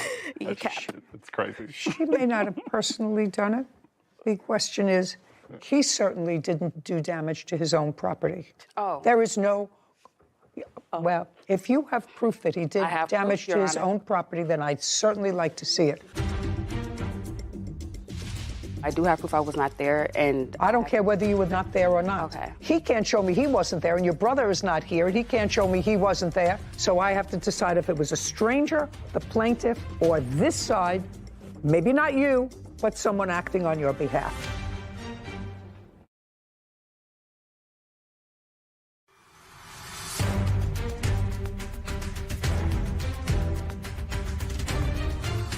Carlos Guillen is accusing his former roommate, Nija Pine, and her boyfriend, Gallo June, of destroying his property. Nija claims Carlos had her falsely arrested and damaged her tires. Right now I have damage. What I would like to say... No, I don't want you to say anything. I want you to tell me what proof you had that he damaged his property. I would like to restate, I have proof that he did not care about the apartment, that when I moved in, it was in horrible condition, actually, and he's not a clean freak, and I wasn't there to vandalize the apartment at all. Oh, just a second. I just asked you a question. Can't you give me an answer? It's a simple answer. You said to me, I have proof that he vandalized his property. Is that what you said? Well, I have, Your Honor, if I may.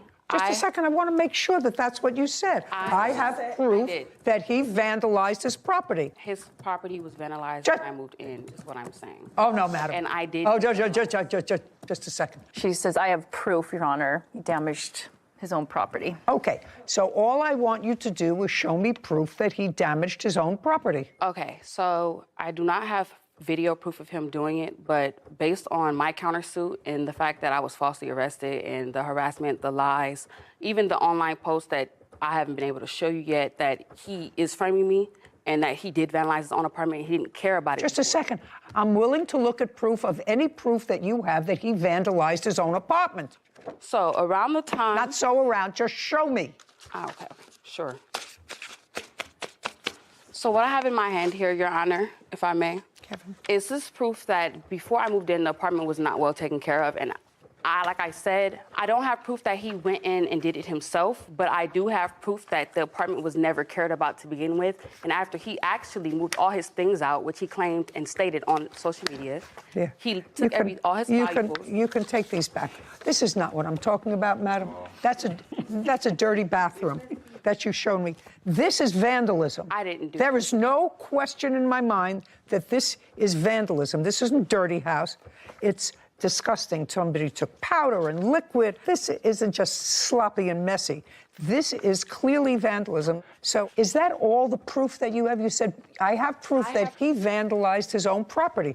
I'm waiting to see that proof because otherwise there are certain things that ring true. Well, do you have as far any? as that goes, I would like to recant that because I don't have proof that he did it, but I do have proof that I'm being framed. Yes. You have to understand, Ms. Pine, there are two things. Either he vandalized his own property, which I find is unreasonable because he would have to live with all this filth that's in his bed. Well, he had to, I'm speaking. I would have to find that he took a knife to his own sofa and destroyed the cushions to his own sofa. And quite frankly, I don't know this gentleman well, but he does not appear to be psychotic. Now, I don't say that he may not be a truth teller all the time, but he doesn't appear to be psychotic. So no person who's not psychotic does this to themselves. So either some stranger in the night came in and vandalized his property, or you, your boyfriend, and or your brother, who, did you say that you called your brother to come? I called my father. Your father to come? Yes, and my father called my brother, and he came. Just a second. Yes. I knew I heard brother in here. Did your brother I didn't come? call my brother. Okay. Called at least brother. I don't know if father came too. So I have to find if it was total stranger, the plaintiff, or you, boyfriend, father, brother, friend, whatever it was. So all I'm asking you to do is, do you have any other proof, other than the nonsense that you gave me, that he caused this serious vandalism of his own house. I do not have proof that he caused it, but I do have proof I was not there. And I don't care whether you were not there or not. Okay. Do you understand? I don't care whether you weren't there or not. He can't show me he wasn't there, and your brother is not here, and he can't show me he wasn't there, and your father is not here, and he can't show me that he wasn't there. Do you understand? So I have to decide if it was a stranger, the plaintiff, or this side, maybe not you, but someone acting on your behalf. To be continued.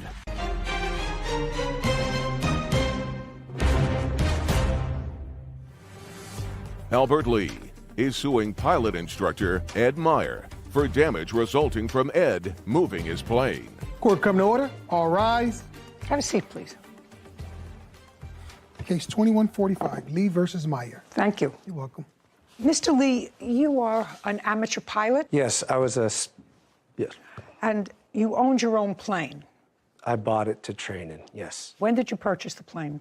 In, I believe, April of 2021. Did you buy it new or used? I bought it used. What kind of plane is it? It's a Cirrus SR-22, 2010 type Golf. What did you pay for it?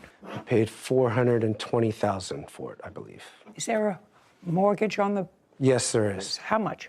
It's $2204 per month. You paid $425,000 for the plane. Yeah, I put a down payment on it. The outstanding balance is $347,000. The payment per month is $2,022. I don't need the payment per month. I just wanted to know what you paid for it and how much you put into the plane. Yes. The defendant is a pilot, licensed pilot, and he was giving you some training on the plane. Certified flight instructor, yes. It is your claim that at some point, you'll tell me when, that the defendant was operating the plane by himself. You weren't there, and he was moving it from one part of the FBO to another part, and he hit a cone and caused substantial damage to the propeller and the engine. And while you had your insurance did cover some of it, according to you, it did not cover all of the expenses, and you want Mr. Meyer to be responsible for that. So it's a simple question. Mr. Meyer, do you remember the date that you were operating the plane when Mr. Lee was not there? Yes. What date? It was in April sometime. April of 2022? Correct. Do you remember the date, Mr. Lee? Yes. What date? It's April 22nd. Would that sound right? Yes. Okay. And from what I read in the papers, Mr. Meyer had in fact taken you out, but then the weather got bad. You decided that you would make your way home and that he would get the plane home when the weather was better. Correct. And that was on or about April 22nd. I flew home on a commercial flight the day before on April 21st. And you stayed with the plane? Yes. Now, would you agree, Mr. Meyer, that if in fact you hit an object with the plane, it would be your responsibility? Yes. Because it would mean that there was some sort of negligence involved. Right. And then there would be the issue of damages. Mr. Lee, you were not present when this incident happened. I was not. Not present. I was not present. I was able... No, you were not present. I was not present. That's the answer. Was this witness present? He was not present, but he was the one responsible for procuring the evidence on what happened and how the propeller was damaged. Who does he work for? He has his own flight school, and he also manages my airplane in terms of the maintenance and the upkeep. Okay. Could you step up, please? Tell me your last name. Last name is Williams. Mr. Williams, were you charged with gathering the evidence to determine what happened to the plane on the 22nd of April? Yes, I was. And you're paid a monthly fee by the plaintiff to manage his plane. That's correct. Did you retain the defendant as an instructor, or did Mr. Lee? That was both decided by Mr. Lee and Mr. Myers to fly for him. But you He's did an not. Independent contractor. At that. You did not have anything to do with, as the manager of the plane, you didn't have anything to do with selecting Mr. Meyer. I did select Mr. Meyer to fly with Albert. You did? Yes. Okay. Because were you the one who introduced him to Mr. Meyer? That's correct. When, Mr. Lee, did you start to work with Mr. Meyer? It was probably a prior flight where we flew to San Francisco for a business meeting I had. After that, I believe it was... In what month? Roughly about the same month. In April? Yeah, in so April. you didn't maybe. know him for a long time? No, not very long. I'm going to get back to you in a minute, Mr. Williams. Prior to the defendant, had anybody else been an instructor for you? Yes. Clinton was my primary instructor, but I flew with some other instructors as well. But it wasn't until the month that this incident occurred that you had been connected with the defendant? Correct. Okay. Now, sir, how were you advised that the plane that you managed was in an accident? I received a phone call from Ed saying that there was a problem. From whom? From Mr. Myers, that there was a problem with the aircraft after he taxied and did the run-up and returned the aircraft back to Signature in Las Vegas. We notified and contacted a... Did you ask, what you would usually ask is what happened? Yeah, what happened? Just a second, and what did he say to you? He said that he was having instrument problems with the aircraft and he wasn't able to take off, so he returned the aircraft. At that point in time, I contacted a Service Center, had 2 technicians go out and look at the aircraft, see what was wrong. At the time, the technicians found that they... Don't tell me what they found. Okay. You can't tell me what they found. It's hearsay. They send me pictures of the damage of the propeller. May I see the photographs?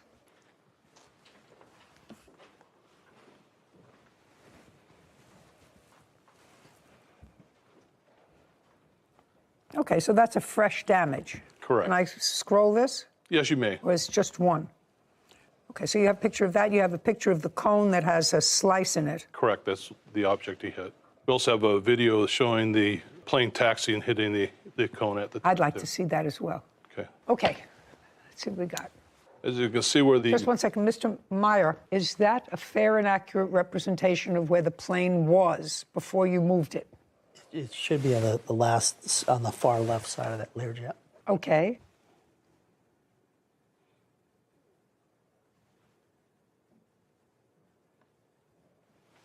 Oh.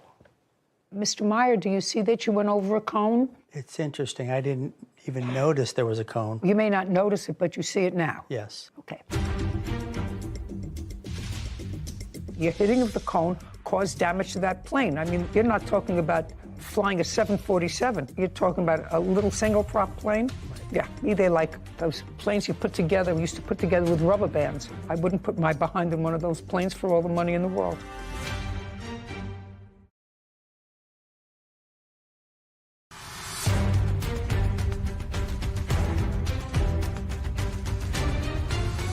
Albert Lee claims pilot instructor Ed Meyer is responsible for damage after Ed moved Albert's plane. Okay. In all of my years of flying, which is pretty significant, I was an airline pilot too, I've never, ever experienced that in my life. Okay, but you see it now? Yes. It's not an on purpose. It's, you know, that's why they call them accidents. We don't mean for them to happen. Right. We don't mean for them to happen, but you do see that the plane did hit a cone. Right.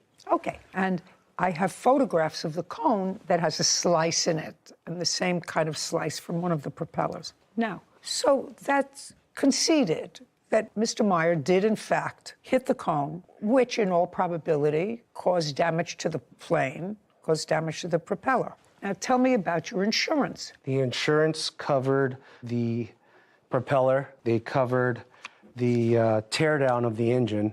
When something strikes the propeller, they have to tear apart the engine, make sure the components... Do you have those, that paperwork for me? I'd like to see it. Okay, so here is the insurance-covered portion, and here is my covered portion that I had to come out of pocket to pick up the plane. Okay. And I could explain both invoices.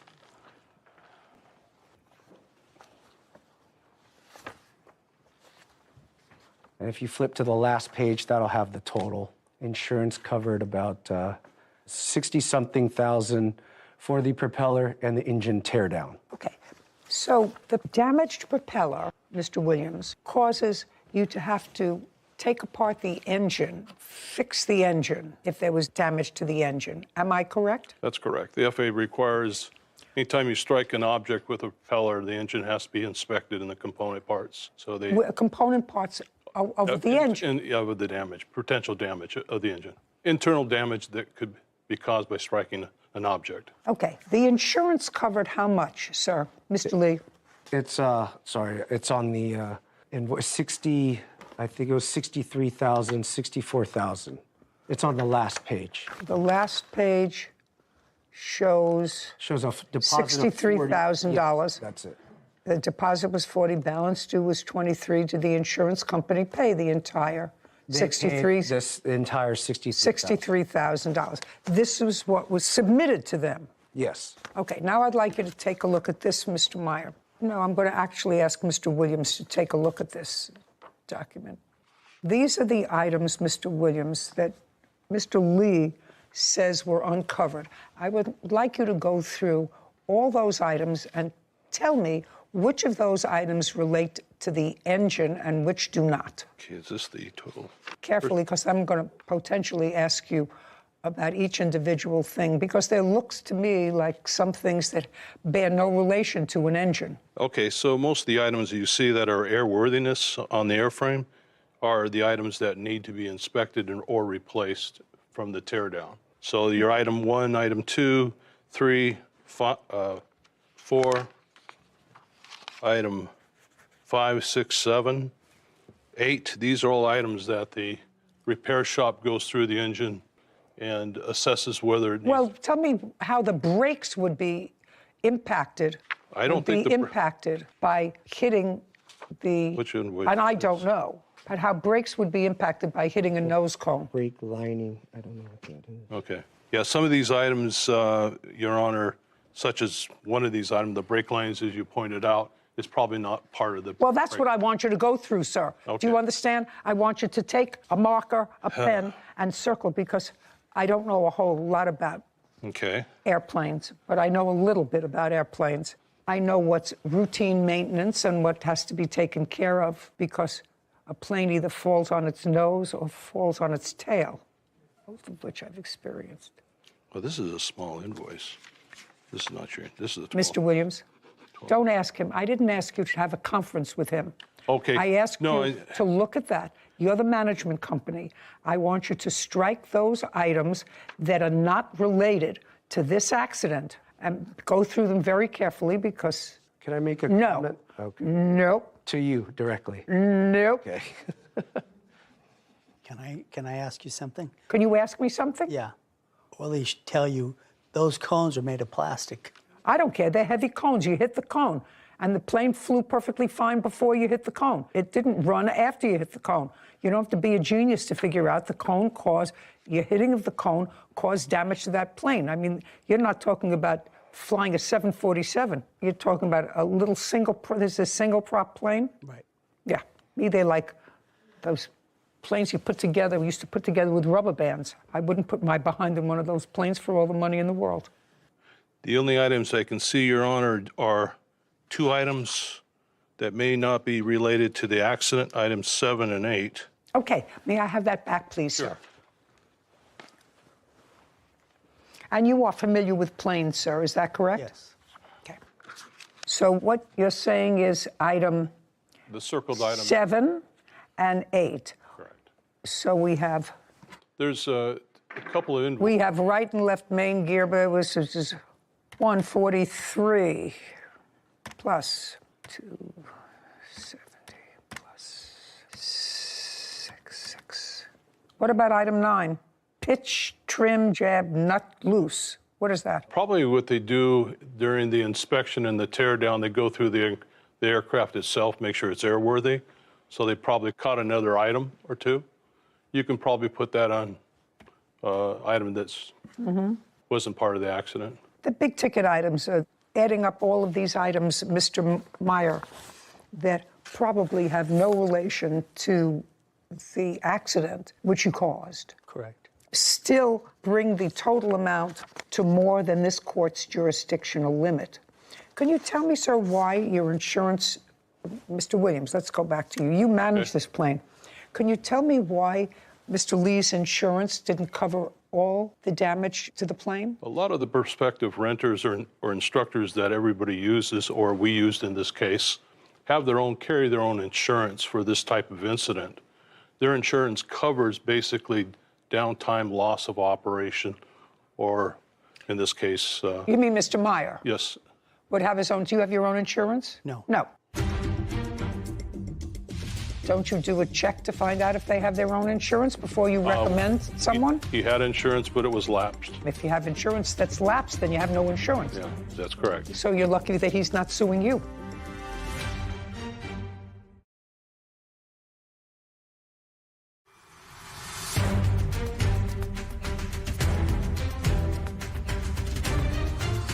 Albert Lee is accusing pilot instructor Ed Meyer of hitting a cone and damaging his plane. Ed says Albert was already paid by his insurance company. Okay, Mr. Williams, you were the one who recommended That's Mr. correct, Meyer. we did. Don't you do a check to find out if they have their own insurance before you recommend someone? He had insurance, but it was lapsed. It Well, lapsed. that he didn't have insurance. I get that all the time. If you have insurance that's lapsed, then you have no insurance. Yeah. As a flight school, our instructors are required to carry the insurance. Okay, but that didn't happen here. That's correct. So you're lucky that he's not suing you because you managed the plane for him. And you recommended him, Mr. Williams, you know. But you have a management company that manages your plane. They're supposed to make certain that if you have a certain kind of plane, that you have pilots certified to fly those kinds of planes. And if they give me a list of pilots and those pilots aren't certified to fly the kind of plane that I might have, then it's the fault of the management company.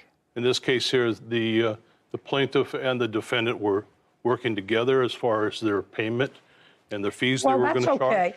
That's okay. They may have been working head to head. I mean, it was Mr. Meyer's fault, but I'm just telling you that Mr. Lee relies on your advice. What business are you in, Mr. Lee? I do commercial real estate. I sell shopping centers and office buildings. Okay, that's not his business. That's why he hires you. And if he hires you, he asks you for recommendations as to where to get the plane repaired for an instructor. Now, the fact that he may pay him independently, he's relied on you for information. So I suggest, Mr. Williams, that you tighten up your ship a little bit.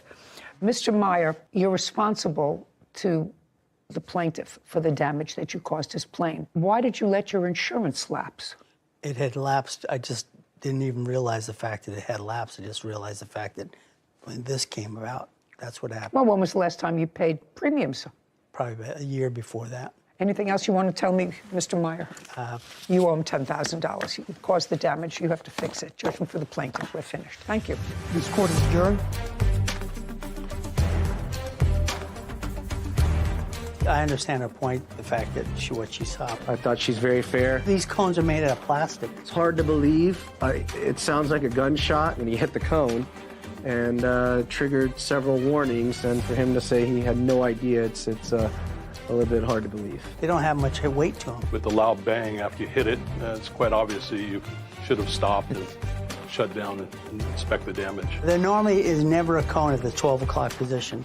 They're at the left side and the right side. They place cones all the way around the aircraft, and it's part of your responsibility as a pilot in command to do a walk around pre-flight, make sure there's no object in front of your aircraft. When I taxied out halfway down, that's when I recognized there was an ICAS message that came on. I finally got it back, and no more student pilots, so won't let any CFIs fly for a while. You know what I thought about in this case, Sarah? That lay people have to look at something, lay people, and while I'm a judge and have certain expertise, I have no expertise in reading slips that show what's been done on a car or an airplane or a train or a boat. But we have common sense. But we have common sense. And your brakes are not part of an engine. Yeah. You know, you have an engine job, and then you have a brake job, and you have a... I saw where you were going. Different kind.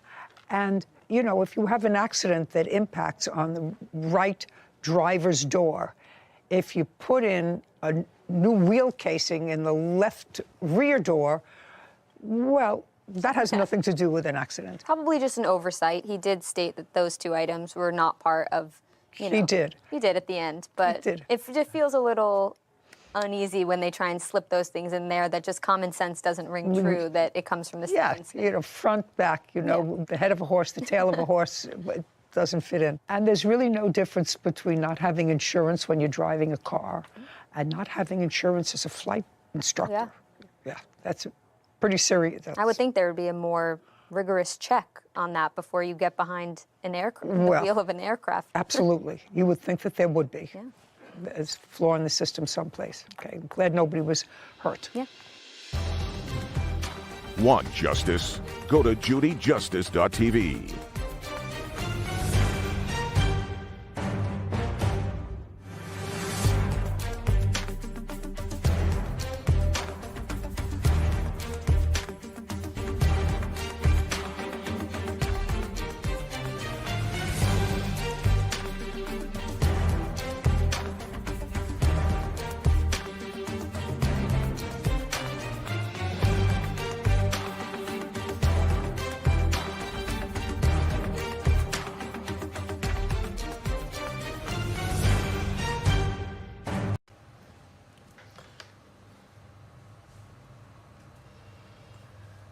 Hello mọi người, chào mừng mọi người đã quay trở lại với kênh của mình nhé. Hôm nay thì mình có tô màu cho bức tranh về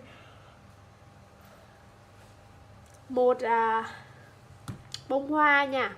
Theo mình nhớ là đây là hoa dã hương thì phải. Loài hoa này thì sẽ thường có màu tím nhé các bạn. Bây giờ thì mình sẽ bắt tay vào và tô màu cho đóa hoa này nha. Đầu tiên là mình sẽ dùng màu vàng để tô cho cái phần nhụy trước. Sau lưng em màu vàng này.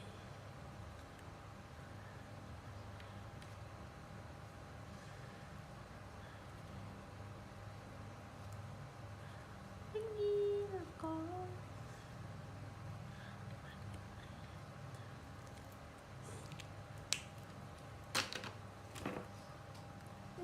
Ai mất em rồi. Mình sẽ sử dụng màu xanh để tô cho phần lá nha.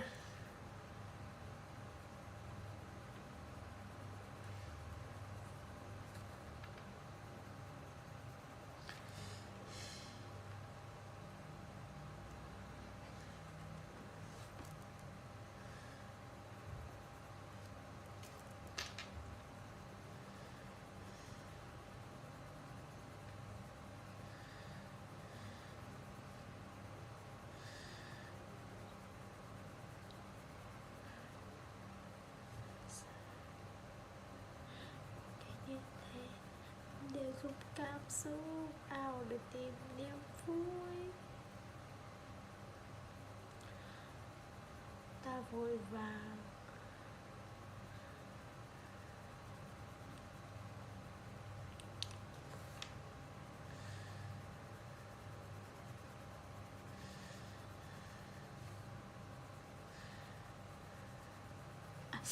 ngứa thế.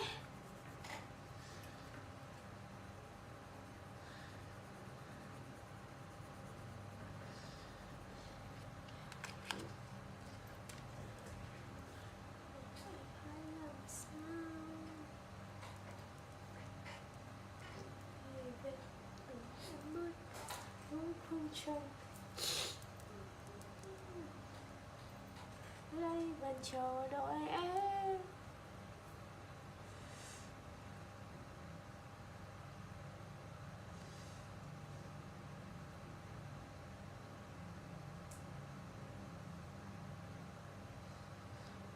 Bây giờ mình sẽ dùng màu tím để tô màu nốt cho những bông hoa nha.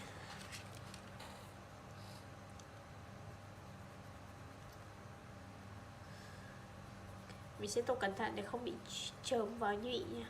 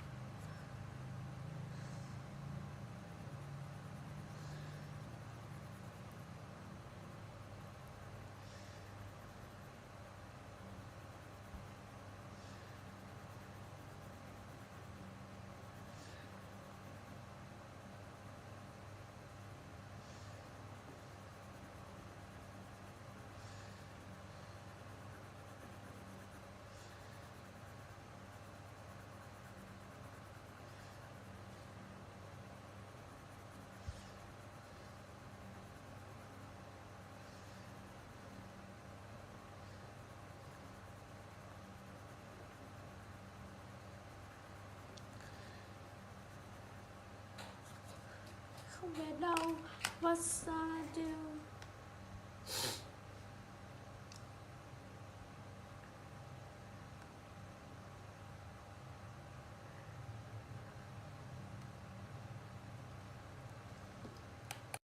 Và như vậy là bức tranh về bông hoa của mình đã được tô màu xong. Đây chính là thành quả mà mình đã tô được. Cảm ơn mọi người đã cùng mình theo dõi. Video của mình đây là kết thúc. Tạm biệt và hẹn gặp lại nhé.